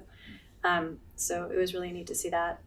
And then on Sunday, I attended the Marin Teen Girls Conference, which is run by the Marin Women's Commission, and it was packed. I was like, we need to have, it's for girls 13 to 19 in Marin County, anywhere. So there was like kids from all kinds of schools. They bus in kids from West Marin, so kids, all girls had an access to be there.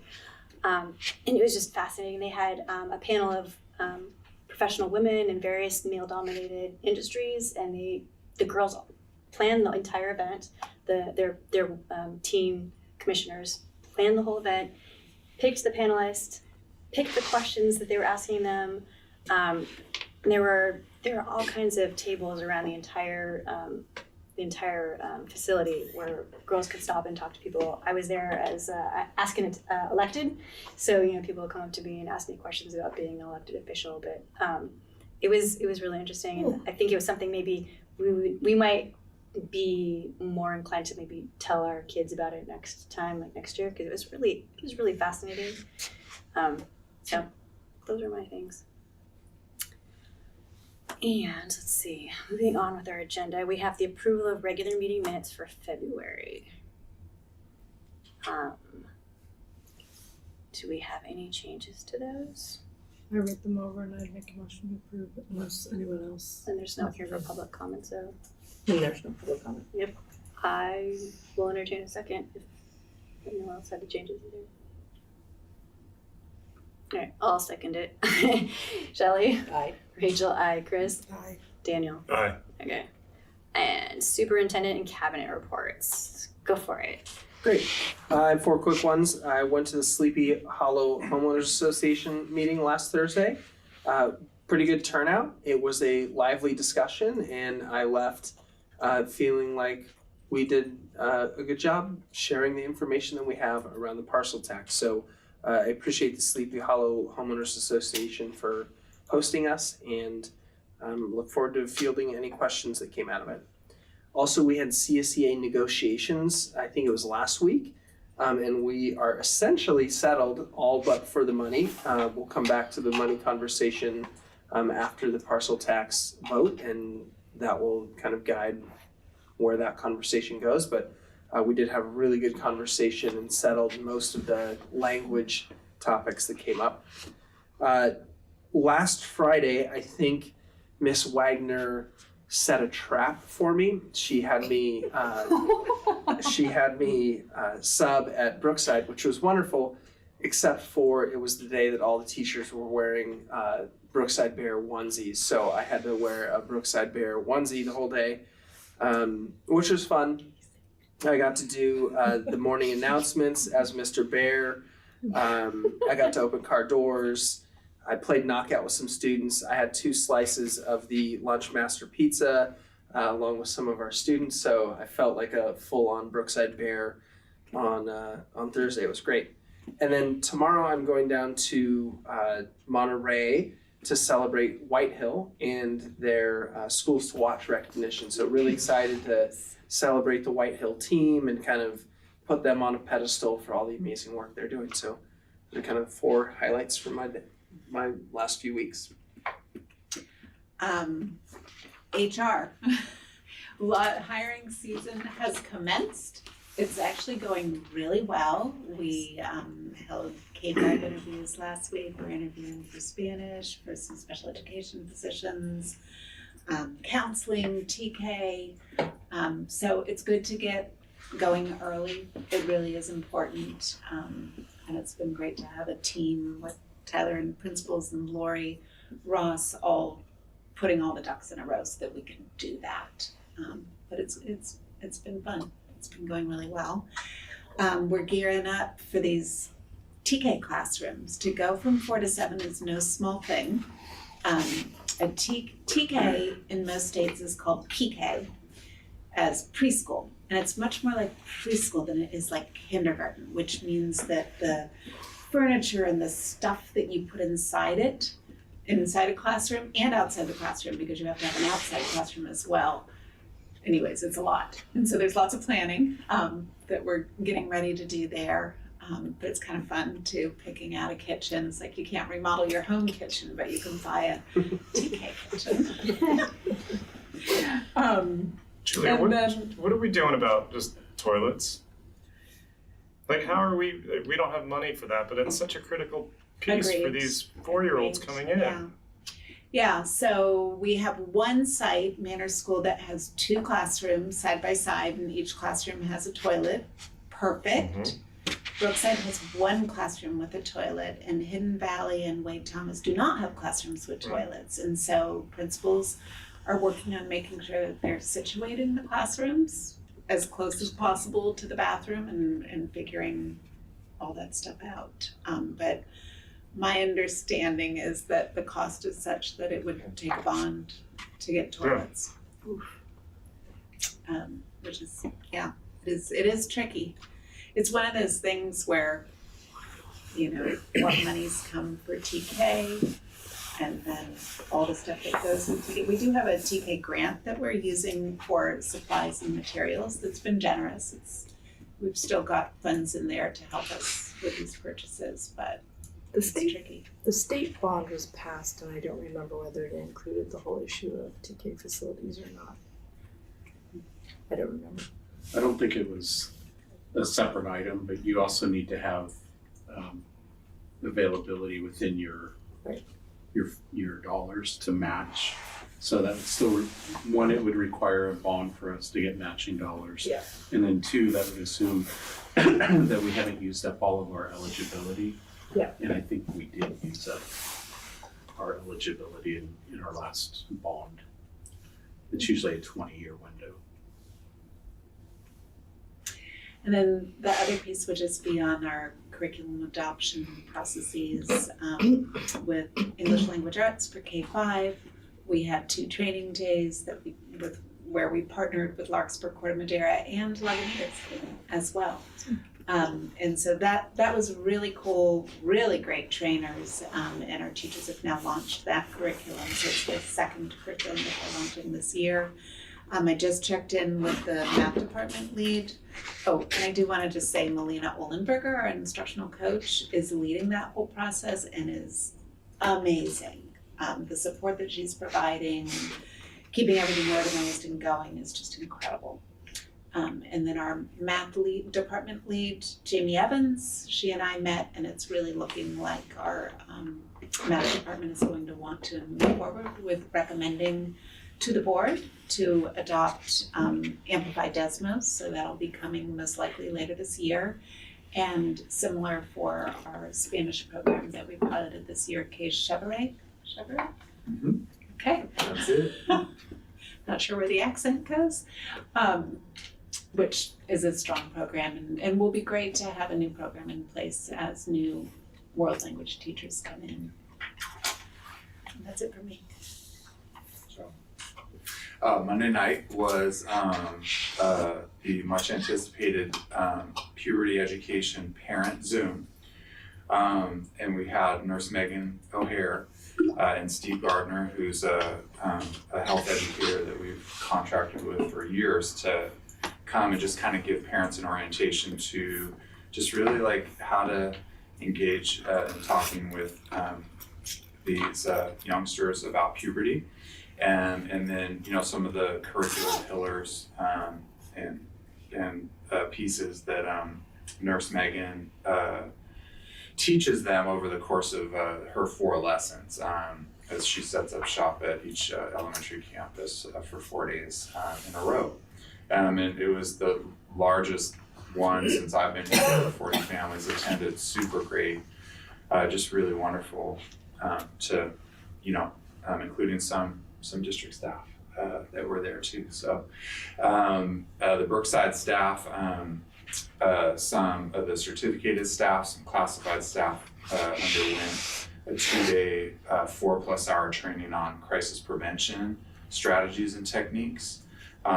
Everything from how to have good body language and verbal communication with students that are in some heightened state or some distress, all the way to practicing holds to help ensure their safety. And so I commend them for including Principal Wagner and myself was a part of it to do that. That was done by a woman that's an OT for MCOE who's also CPI certified. She's really awesome and serves many of our district students that have been in MCOE classrooms. So she's a colleague by extension. And then Reed Union School District is doing a PD Day on March 17th. Their inclusion specialist, a former colleague of mine, is running some workshops on UDL, Universal Design for Learning. It's kind of this sort of learning framework to make learning accessible for all, and also behavioral supports in the classroom.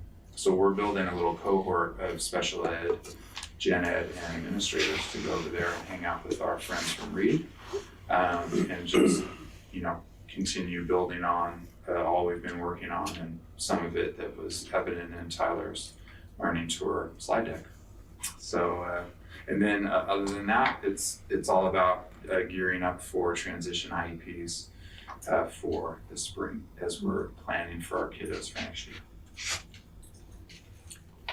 On March 14th, we have our RFP deadline for our food service program. So that is out, and we did send it out to 11 or 12 different vendors. We have received back a number that said, unfortunately, they can't respond for various reasons, but wanted to point out that we do have that out.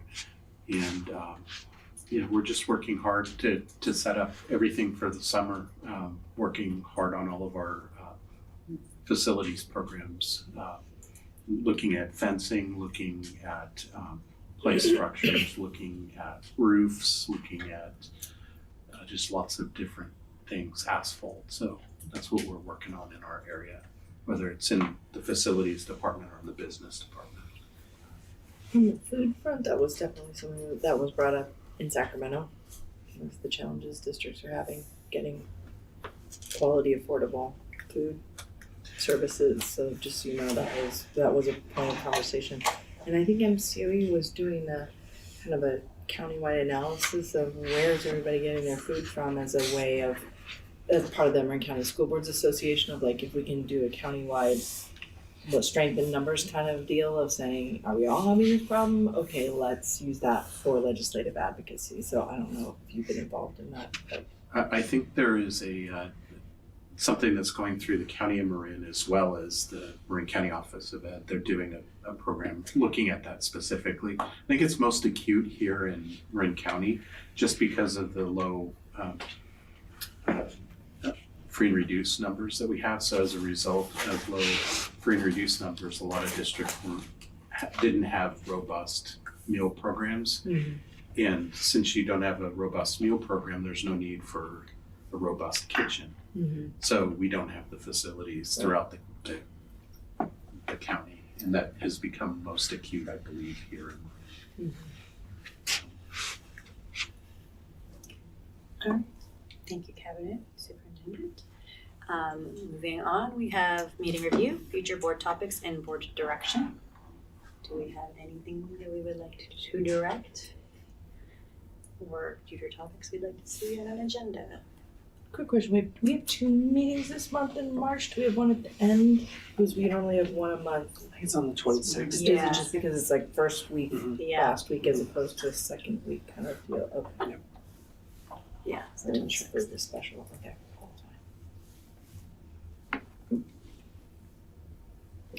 No. All right. So meeting debrief. Any comments on the meeting tonight? Fantastic meeting. I loved having the kids here. Yeah. That's my favorite part of these board meetings. Are all schools doing the buddy program? I guess. Mm-hmm. So, Yeah. except for White Hill. White Hill doesn't do it. Who's next up? It's a fantastic way to start. White Hill. We've got White Hill coming at our next meeting on the 26th. Do you know what their topic is? Because the last time it was history. I don't know what the topic is yet. Interesting. Okay. Or was it science? I know we've done both history and science with them. Okay. So we don't need to continue past 10:30. Yay. And at 9:43, I will adjourn our meeting.